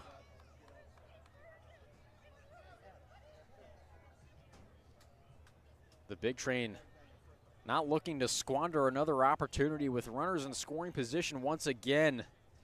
The 0-2 pitch.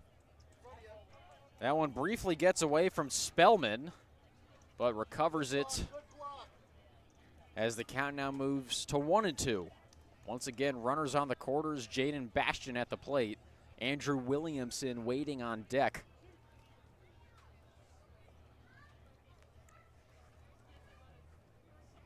Cropdusters have held the Big Train scoreless for 4 innings now, have a chance to do it again. And the 1-2 pitch is in there for strike 3. So Shenning gets Bastian looking on 3 off-speed pitches. The Big Train strand runners on the corners. They still trail 5-1. We'll be right back for the bottom of the 6th inning here on Big Train Baseball Network. 6-5-1 Cropdusters.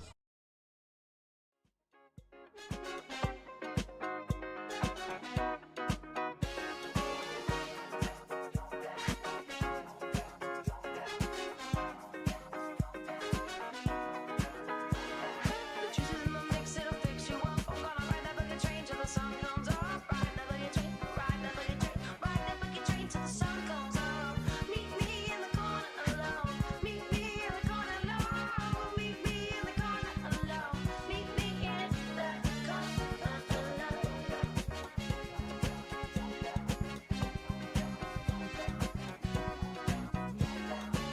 Meet me in the corner alone. Meet me in the corner alone. Meet me in the corner alone. Meet me in the corner alone. Boogie, boogie, boogie down. Baby, can you boogie down?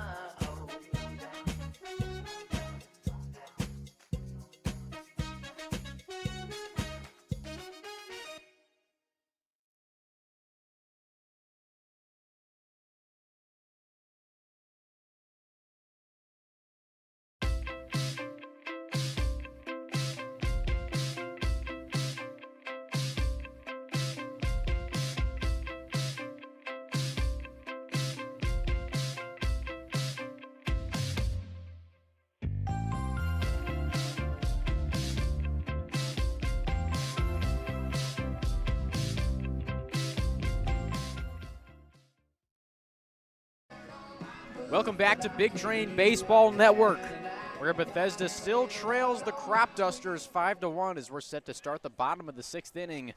Leading off is the first baseman, Ben Davis.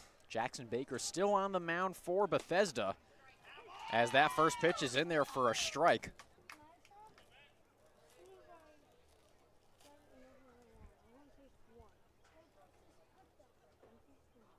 Here comes the 0-1. Check swing, did he go around? Yes, he did. So Davis in a quick 0-2 hole.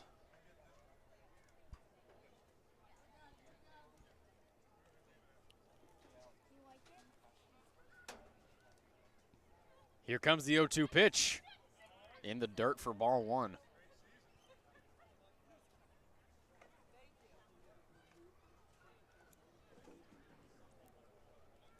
So Baker looking to start off this inning on a high note. The count 1-2. Here comes the pitch. Chopped foul. So Davis will stay alive.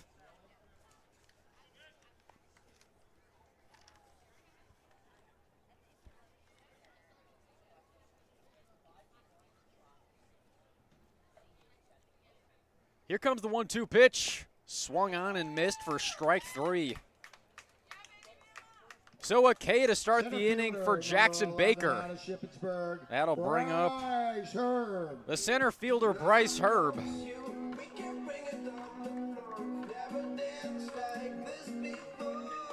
Baker held him scoreless in his previous inning on the mound.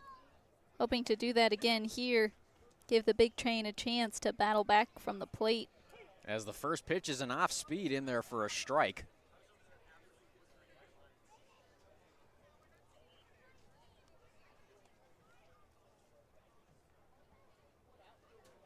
The 0-1 pitch. Low and outside for ball number 1. Cropdusters lead 5-1 here with 1 out in the bottom of the 6th. They've done all of this without their biggest bat, Jimmy Kirk, who leads the CRS CBL in homers, RBIs, and is tied for the league lead in hits. The 1-1 pitch is in there for strike 2. One league hitter of the week this past week. Here comes the 1-2. Swung on and missed for strike 3. So back-to-back Ks Number 9, to open the bottom of the blue, 6th Zach Lewis. for Jackson Baker, as he'll face Jackson Baker.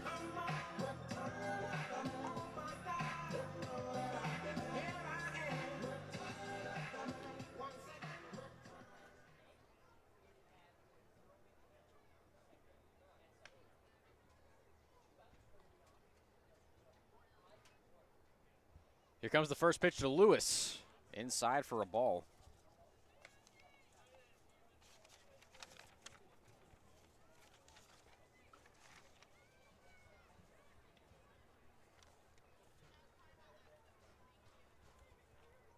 The 1-0 pitch in there for strike 1. Once again, Lewis did not play for Purdue last season, but at James Madison High School was the starting shortstop and quarterback. Won the state title in both sports, as the 1-1 pitch is fouled off for strike 2. That's right. While at Madison, he helped them to a 25-3 record, as well as the 2023 state title. And for their football team, helped them to 3 straight Concord District and 60 regional championships. So an excellent athlete on the baseball field as well as the football field. So the count now 2-2 on Mac Lewis.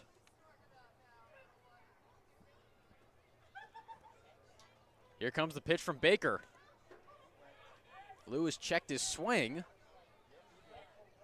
And the third base umpire ruling that he went around. So the return of the Mac quickly turns into the departure of the Mac, No score here in as last few Baker innings. strikes out the Cropdusters side here in the bottom of the still leading 6th. The 5-1. Big Train still trail 5-1 as we head into the top of the 7th inning. ready You're here listening to now. Big Train Baseball Network.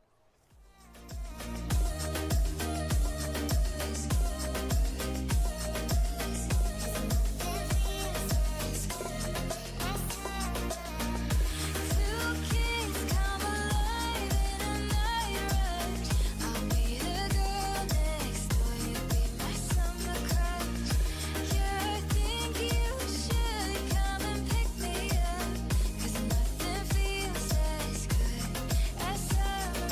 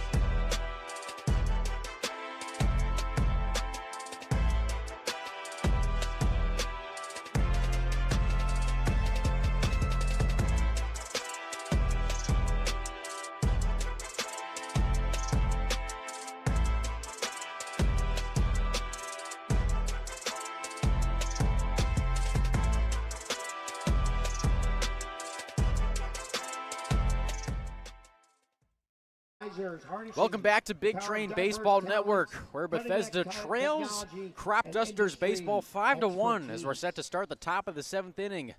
The Cropdusters have a new pitcher on the mound. It is going to be Ben Berger from Frostburg State.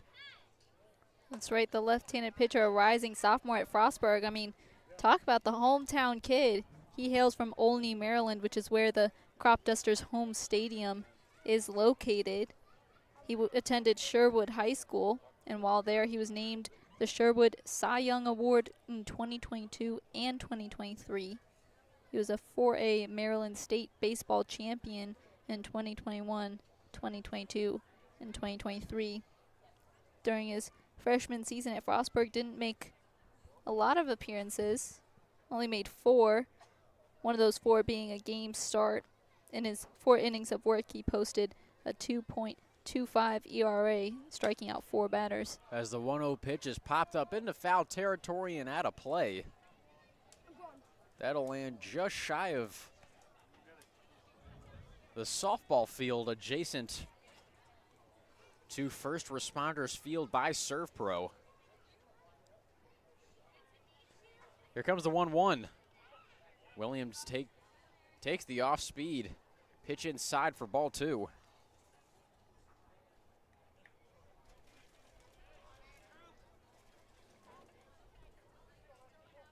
The 2-1 to Williamson.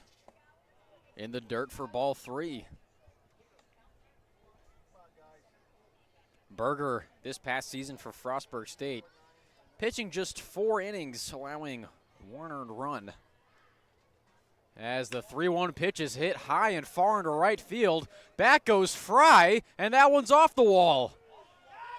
Williamson will walk into second with a double. So a great start here for the Big Train, as Williamson putting together a nice little highlight reel tonight, both in the field and at the plate, as Jordan Crosland will step up to the plate with no outs and a runner on second base. Williamson making an immediate impact here for the Bethesda Big Train, responsible for 3 outs in a single inning from the position of center fielder, and now getting a double to kick off the start of the 7th inning. Here's the first pitch to Crosland. That one's in there for a strike.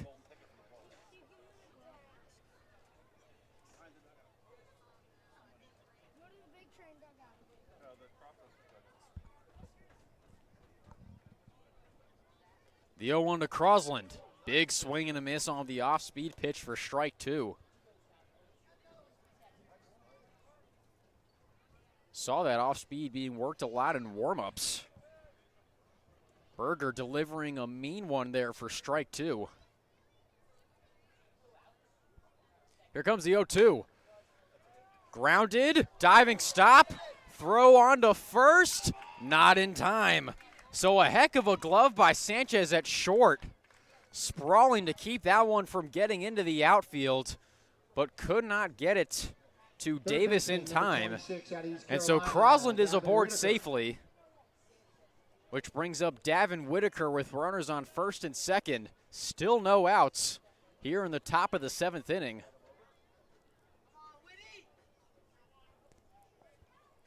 Whitaker came incredibly close to scratching across the second run for the Big Train. First pitch to Whitaker is popped up down the left field line and just out of play. During his previous at-bat, hoping to capitalize off of the 2 runners on base here in the top of the 7th. Whitaker had a single in his last at-bat. One here could easily score a run, but the Cropdusters outfield has turned into a no-fly zone as the 0-1 pitch is outside for a ball. The Cropdusters have been very strong defensively even before this game. Have recorded the fewest errors thus far in the CRS CBL with just 6. Here comes the 1-1. That one's popped foul out of play. So the count moves to 1-2.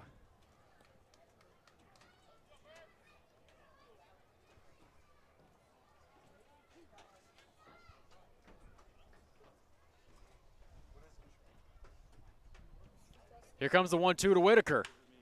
There's a line shot into right. That'll drop for a base hit. And so Galvin Morris smartly holds Williamson up at third, as Parker Fry would have had a pretty good chance of gunning him down at home had Morris sent Williamson home. So the Big Train, for the second time in 2 games, find themselves with the bases loaded and no outs. Christopher Diaz representing the tying run at the plate, as the first pitch is in there for a strike. Last time they could not capitalize. They're likely hoping for a different result this time around. Here comes the 0-1 to Diaz. Outside for ball 1.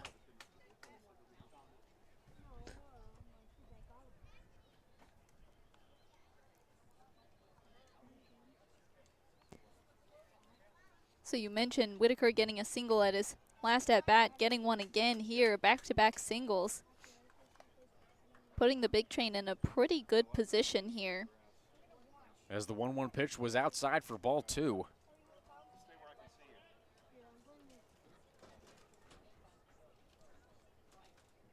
Here comes the 2-1 to Diaz. Off speed in there for strike 2. Waiting on deck is the designated hitter Josh Skaronski.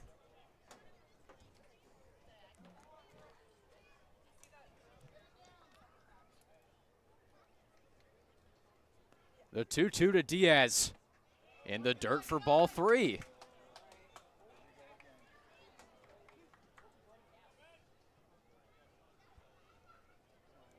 So let's see if Berger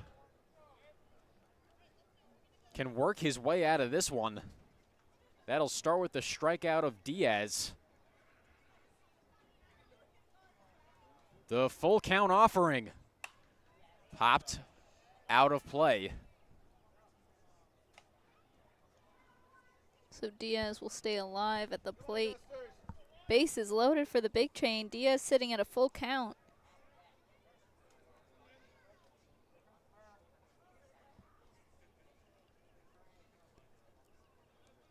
Another 3-2 pitch.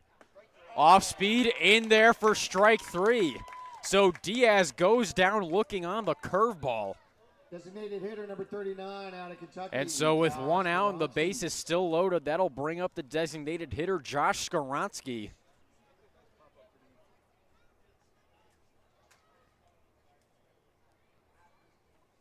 Berger a third of the way from getting out of this inning, as there's another off speed in there for a strike. That off speed inside is really giving Big Train batters trouble, especially from the left side, as the fastball is high for ball 1.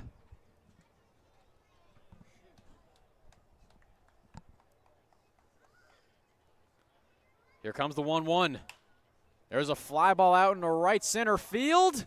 Caught by Fry for out number 2. Here comes Williamson. He'll score.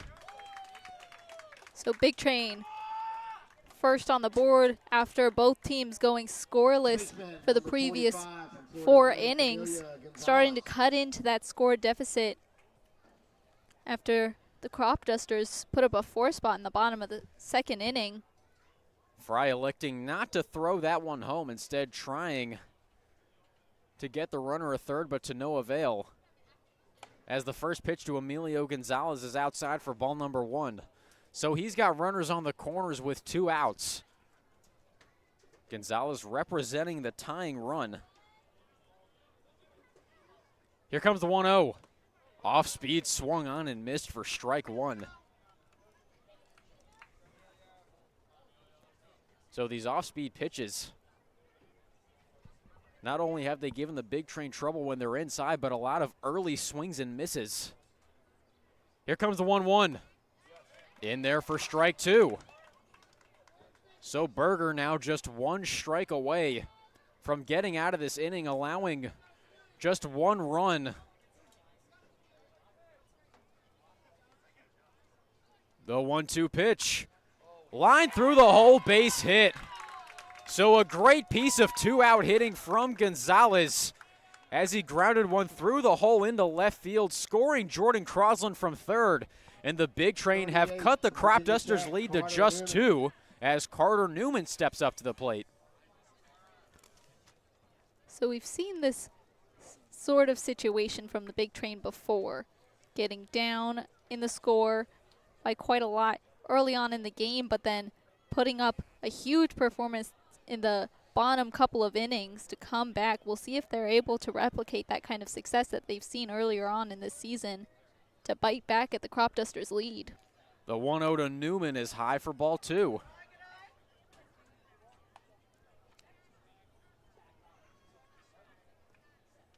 As Berger will get a clean baseball. Carter Newman at bat, runners on first and second, 2 outs here in the bottom of the 7th. Cropdusters leading by 2. The 2-0 to Newman. Off speed in there for a strike.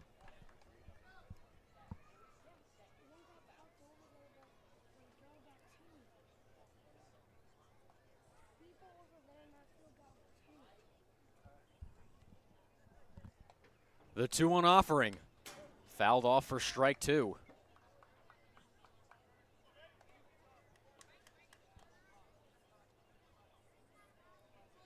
So Berger again finding himself in the position to shut down the Big Train with this next pitch. Count 2-2 on Newman with 2 outs. Runners on first and second. As there's a chopper to third base. Glove by Boma. And he gets it onto first in time for out number 3. So a really nice defensive play by Boma to end the inning, but the Big Train scratch across 2. They trail by just 2, heading into the bottom of the 7th inning. We'll catch you back here on Big Train Baseball Network. Tonight's 7th inning stretch is sponsored by Catalyst.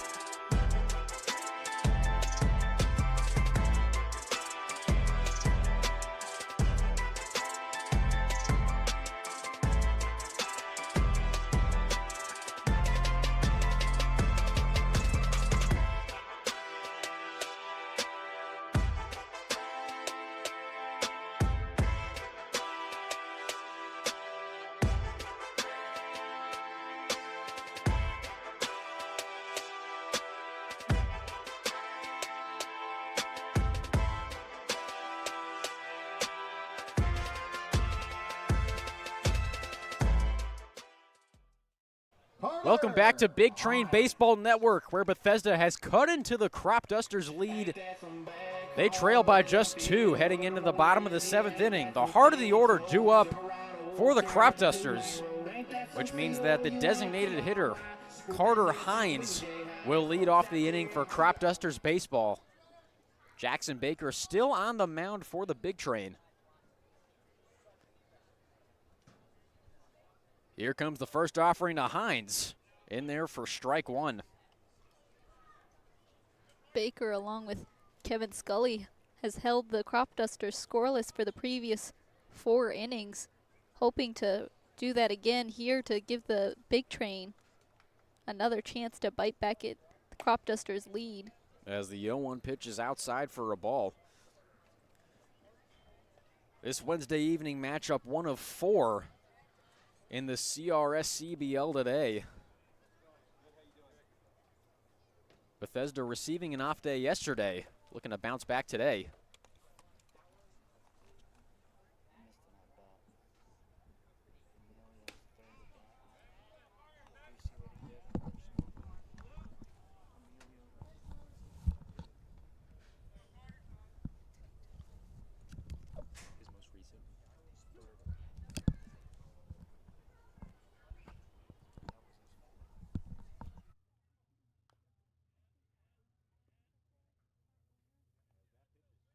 That'll bring the count to 2-2.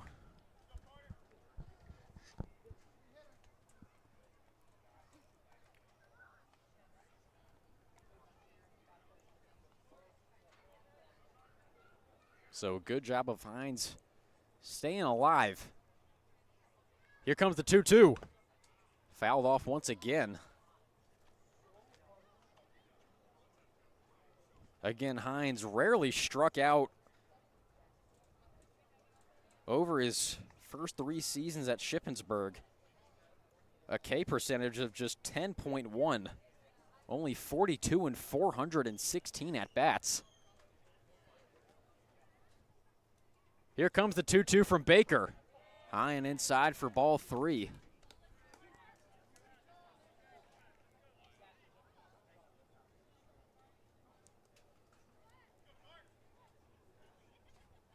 So a valiant battle here from both Baker and Hines. Here comes the full count pitch.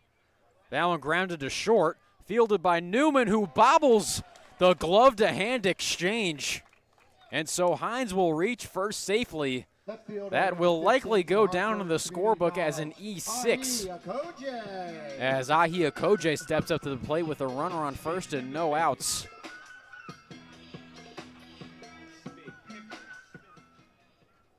So again, the Cropdusters has been held scoreless for the previous 4 innings. Now seeing the Big Train come back with 2 runs in the top of the 7th inning. Cropdusters looking to put some more on the scoreboard to really cushion their lead, which has been cut down to 2. The 0-1 to Akoje. Hines takes off for second. The throw down to second is in time.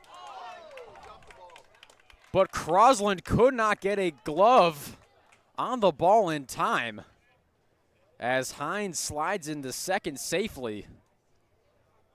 That's now 2 times where DeLisi has gotten the ball down to second before the runner got there. Unfortunately, both times the tag could not be applied. So now the Cropdusters have a runner in scoring position with no outs, although Akoje is 1 strike away from making it 1. As the 0-2 pitch hits him square in the back. Forget about what I just said. Akoje will take his base. That'll put runners on first and second with no outs. As the third baseman, Ryan Boma, steps up to the plate. So we didn't see the Cropdusters middle of the 5th inning. Cotton Eye Joe dancing fire them up, but the Big Train putting 2 on the scoreboard might have done just that. As the bats are coming alive here for the Cropdusters. 2 runners on base, no outs on the board yet.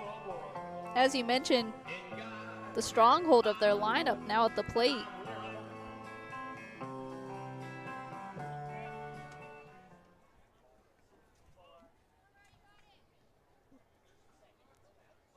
Once again, runners on first and second, no outs. Cropdusters lead 5-3 with Ryan Boma at the plate.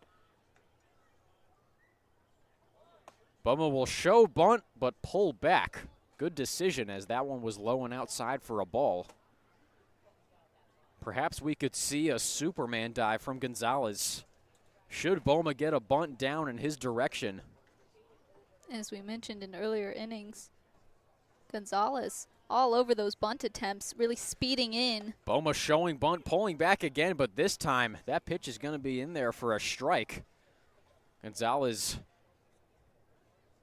might channel his inner Jabba Chamberlain. Looking to emulate Williamson and Bastion's Superman dive. Just a lot closer to home plate. As Boma does get a bunt down, this one's fielded by Baker, and he gets it on to first for the out. So a nice play by Baker not to rush that throw. And so with 1 out and a runner on third base, that'll bring up the shortstop Patrick Sanchez, who made a sweet diving stop himself earlier in the game. Unfortunately, could not get the throw to first in time for the out. So as Sanchez takes to the plate, Cropdusters have 2 runners in scoring position.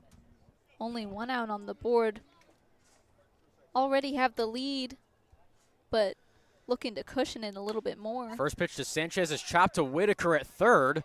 And a nice glove by Whitaker as he gets it on to Gonzalez for out number 2. That was a tough scoop there, but he made it very cleanly. And so that'll bring up the catcher Connor Spellman with 2 outs and a runner on third. Excellent fielding from Whitaker. Parker Fry now steps up to the plate with 2 outs and a runner on third. As we've mentioned throughout the broadcast, the defense has been huge tonight. It's the reason both teams have been held scoreless. As the first pitch to Fry is grounded to Whitaker. He scoops it up, fires it over to Gonzalez, who cannot make the scoop, and the 6th run will score for the Cropdusters. Great heads-up base running from Hines as he took advantage of the missed scoop by Gonzalez, and the Cropdusters get one back. They now lead 6-3. That'll bring up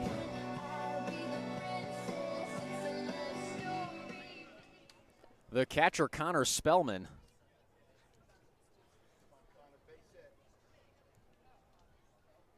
First pitch to Spellman, low for a ball. So the Cropdusters have runners on the corners with 2 outs. They add 1 on to take a 6-3 lead here in the bottom of the 7th inning.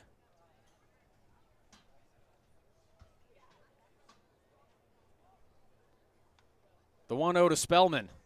In the dirt for ball 2.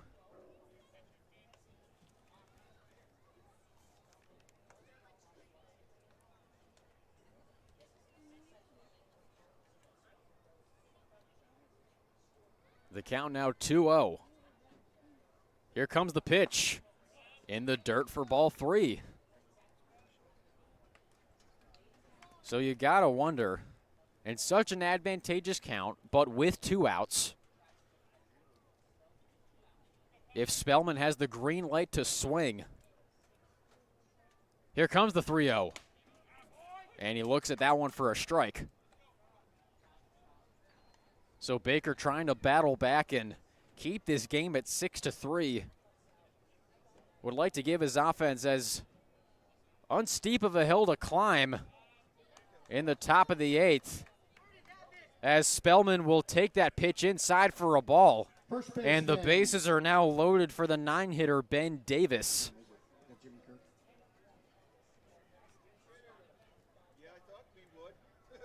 Rather, we are going to have a pinch hitter. It is the one, the only Jimmy Kirk. Pinch hitter, Jimmy Kirk.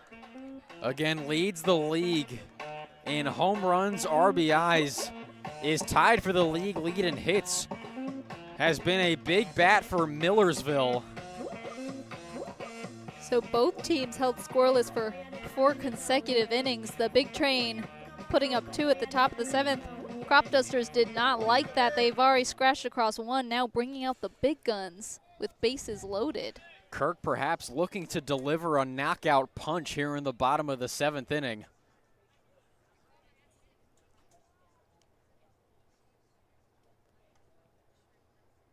Here comes the first pitch from Baker. A swing and a miss on an off-speed pitch outside for ball 1. Again, the base is loaded with 2 outs. Any ball that gets to the wall likely scores all 3.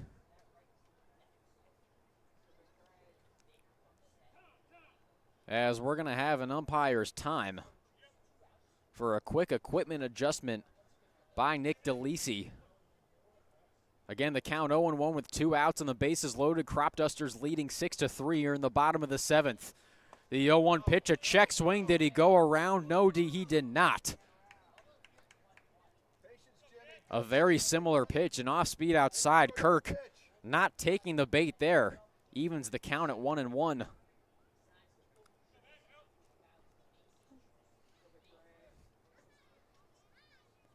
The 1-1 to Kirk.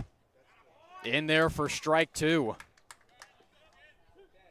So Baker now 1 strike away from holding the Cropdusters at just 1 run in the bottom of the 7th, which would leave 3 on base. The 1-2 pitch. Fouled off into the glove of DeLisi for strike 3. So Baker gets out of a bases-loaded jam, although the Cropdusters get one back. They lead 6-3. We'll be right back with the top of the 8th inning here on Big Train Baseball Network. Get your Cropdusters merchandise.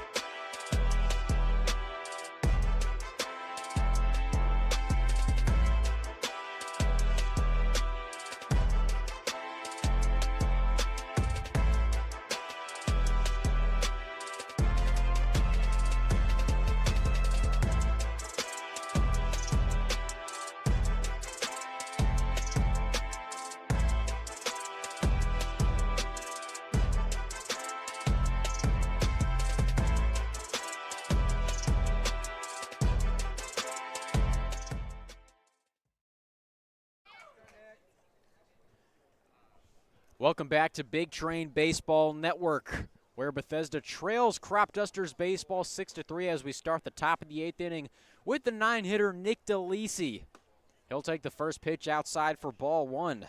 Due up behind him is the left fielder Jaden Bastion and the center fielder Andrew Williamson. As the 1-0 pitch is lined right to the second baseman Lewis for out number 1. So good contact by DeLisi. Unfortunately, hit it right to Lewis, who was standing in the perfect spot between first and second base.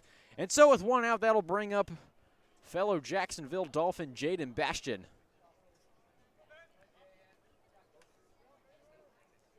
The first offering to Bastion. Inside and low for a ball.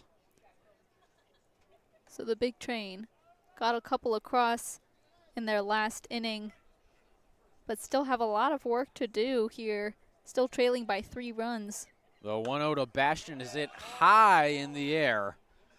The third baseman Boma is under it, and he's got it for out number 2. That'll bring up the center fielder Andrew Williamson. Looking to spark some offense with 2 outs. That is something the Big Train have struggled to do today, is getting runners on base before they register the second out of the inning. Something they did well in the last half inning. As the first pitch to Williamson is high and inside for a ball.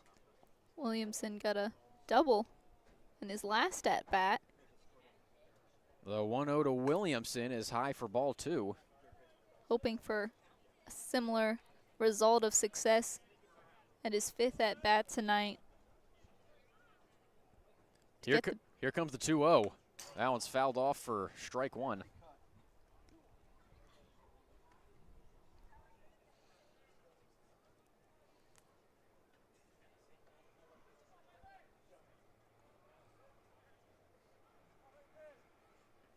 Here comes the 2-1. Off speed high for ball 3. So Williamson now in a hitter's count with Jordan Crosland on deck. The 3-1 pitch. Off speed in there for strike 2. So despite throwing ball 3 with that off speed, Berger sticking to it to make this count full. Here comes the pitch. Fouled off.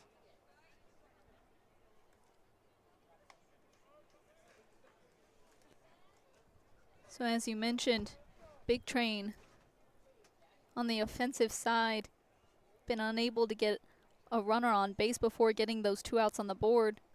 The 3-2 pitch is popped up into shallow left field. Ranging in is Okoje, and he can't make the grab.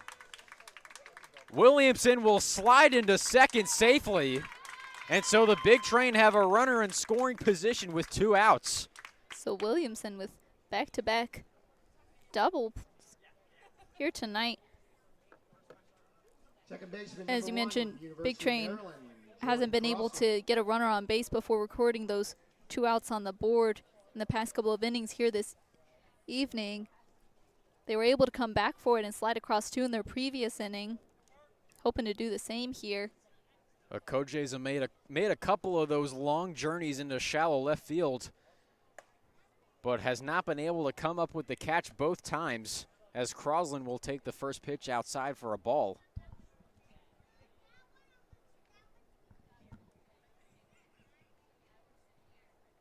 The potential tying run, Davin Whitaker waiting on deck. The 1-0 to Crosland. Grounded to Boma. He cannot field it cleanly, and Crosland will make it to first safely.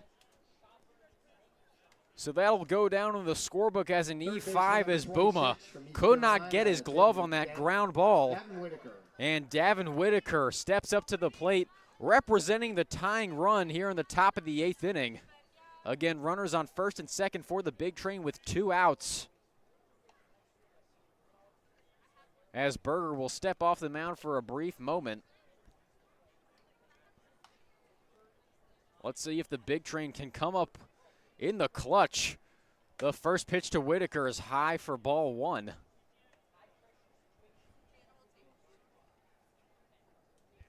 As we're amidst the heart of the order for the Big Train lineup, Whitaker batting cleanup. The 1-0 swung on and missed for strike 1.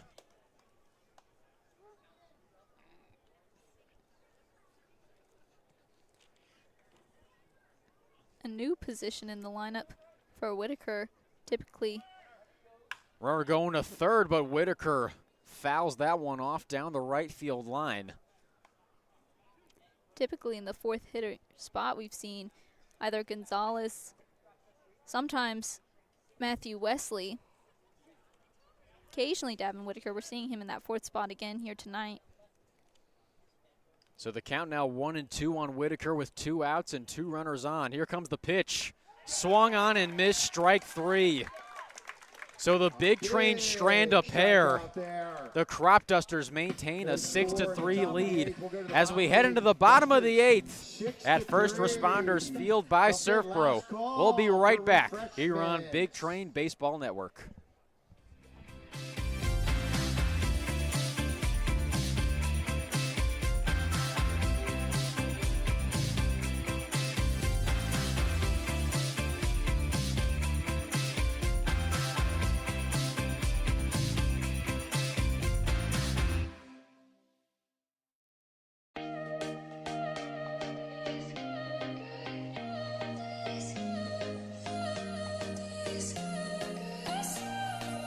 Wait for me.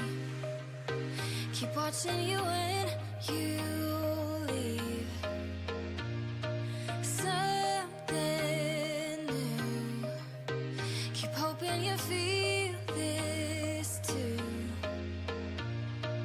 Holding on and on and on and on. Hoping I can get to know you better. Living in sweet suburbia. Some fun is all we want.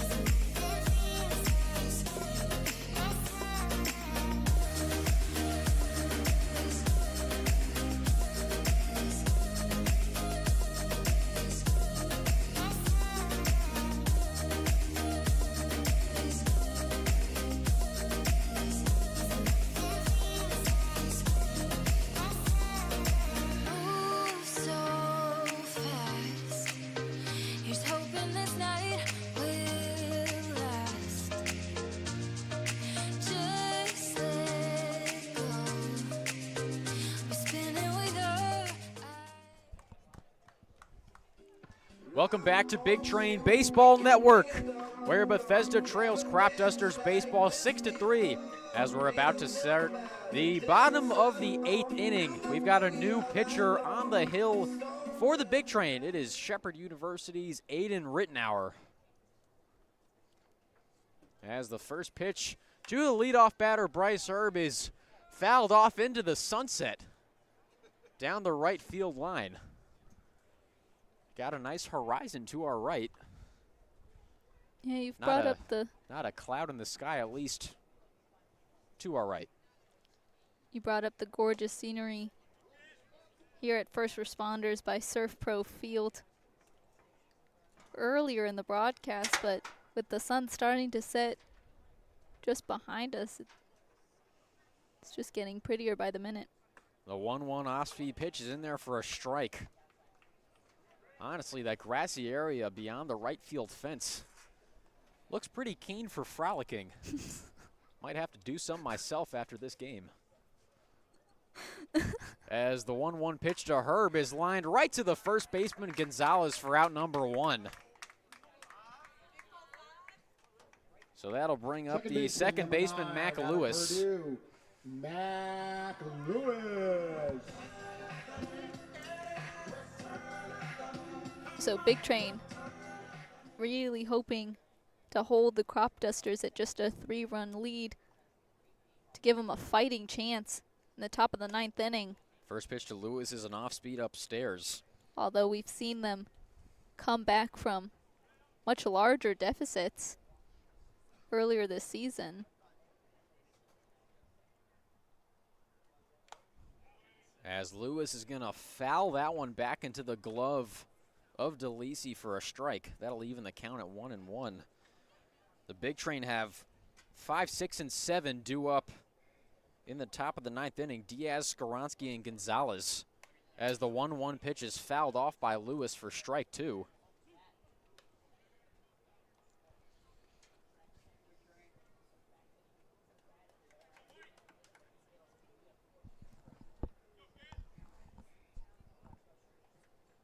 So the count 1-2 on Mac Lewis with 1 out here in the bottom of the 8th inning.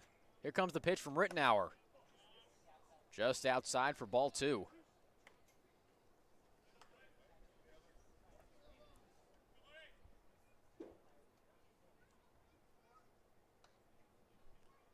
Here comes the 2-2 pitch.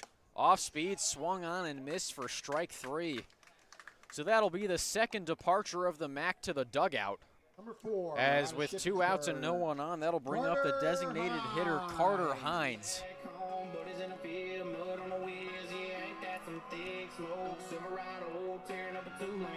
So the Big Train getting rid of the first 2 batters faced in the bottom of the 8th inning. Again, hoping to hold them at their 3-run lead. No runners on and 2 outs for the designated hitter. Here comes the first pitch, is chopped foul for strike number 1. The Big Train will stay on the road for their next game, which is set for tomorrow against the Silver Spring Tacoma Thunderbolts at Montgomery Blair High School. Here comes the 0-1 to Hines, fouled off to the right side for strike 2. The T-Bolts will looking to avenge their comeback defeat they suffered when they visited Shirley Povich Field last week. The Big Train won that game by a score of 12-10. As Hines looks at the 0-2 pitch for strike 3. So an efficient inning in relief for Rittenauer. The last chance for the Big Train here into the top of the 9th. We'll be right back here on Big Train Baseball Network. We can put this one to bed.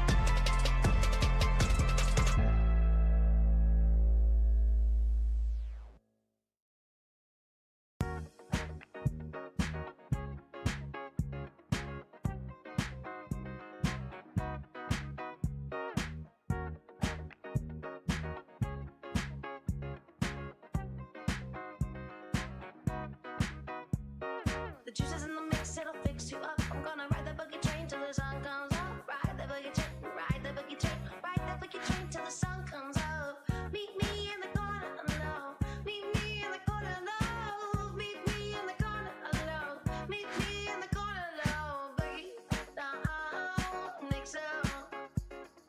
Boogie down, fix up.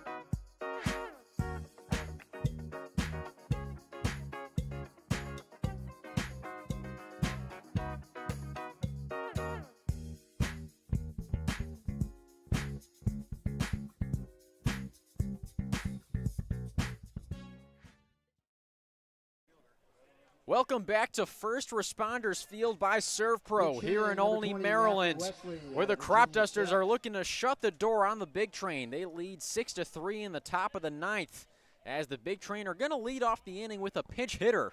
Matthew Westley stepping in for Christopher Diaz, looking to spark a comeback, as the first pitch from Berger's in the dirt for ball one.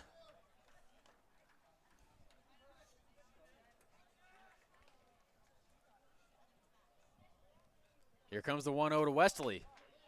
That one's in there for a strike. And it also looks like we have a pinch hitter on deck in East Carolina's Keenan Bowman. The 1-1 pitch, a swinging bunt, fielded by Berger, on to first for out number one. So a nice play by the pitcher, remaining cool, calm, and collected, as the Cropdusters are just 2 outs away from a midweek victory over the Big Train. Keenan Bowman. That'll bring up East Carolina University. Keenan Bowman, the East Carolina Pirate. Bowman, rising sophomore at East Carolina, As that first pitch is outside for a ball. was ranked the #1 shortstop in the state of North Carolina as a high school sophomore and helped lead the South Charlotte Panthers to the 2022 PG 17U National Elite title. And speaking of the South, another pinch hitter is on deck. That'll be Jacksonville's Peyton Prescott. Here comes the 2-0 to Bowman. Outside for ball three. On deck, Prescott, two-way player, saw him make his first appearance at the plate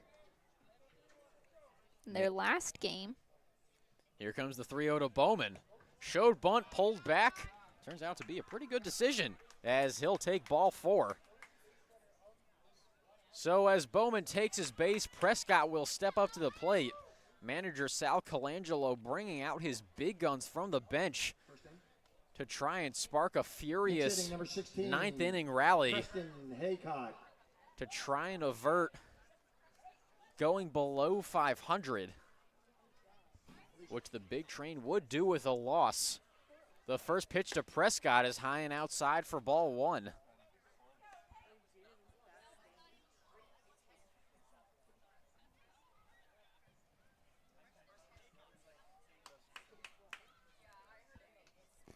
As you mentioned in the previous inning, next up on the Big Train schedule is the Silver Spring Tacoma Thunderbolts, which will be their second time playing the Big Train. During their first contest with each other, Big Train made a rallying effort to come back from an 8-0 hole to end up with the 12-10 victory. An 8 spot in the bottom of the 8th that time.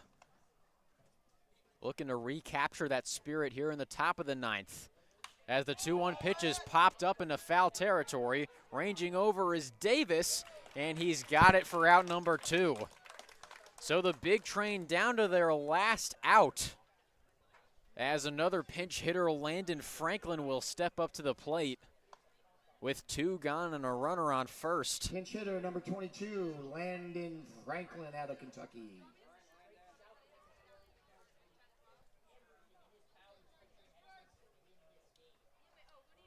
Here comes the first pitch from Berger. In there for strike one.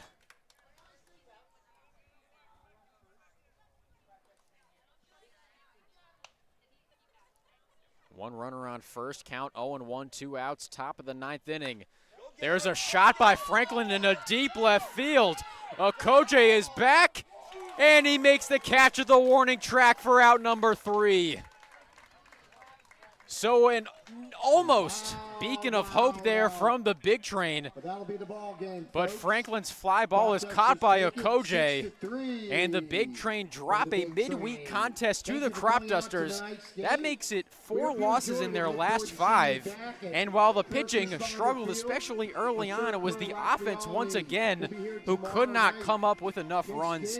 Phoebe, what have you seen that you think can be improved with the offense going forward that hasn't shown up in these recent 4 losses? Well, I think you mentioned it early on. Big Train has been struggling to get runners on base before they've got 2 outs on the board. So once they find themselves in that position, you're really at a limited number of chances. You're pretty tight at the plate. Don't have a lot that you can work with there. Not a lot of chances. So I think they need to come out really aggressive and strong at the plate early on to get some runners on base. But mostly I think what's been the downfall is just the excellent defense we've seen from the other teams around the Cal Ripken League. I mean, that's what ended the game here. We saw the defense and offensive strategy from the Giants earlier this week put the Big Train to bed. Honestly, the Big Train's still searching for that on-the-road win. They have yet to find one, but they have a chance when they face the Silver Spring Tacoma Thunderbolts on the road tomorrow night. The Big Train dropping to 4-5 on the season. They'll look to get back to 500 when they travel to Montgomery Blair High School to take on the T-Bolts tomorrow night. Once again, your final score from First Responders Field by Surf Pro here at the Olney Boys and Girls Club. Cropdusters 6, Big Train 3.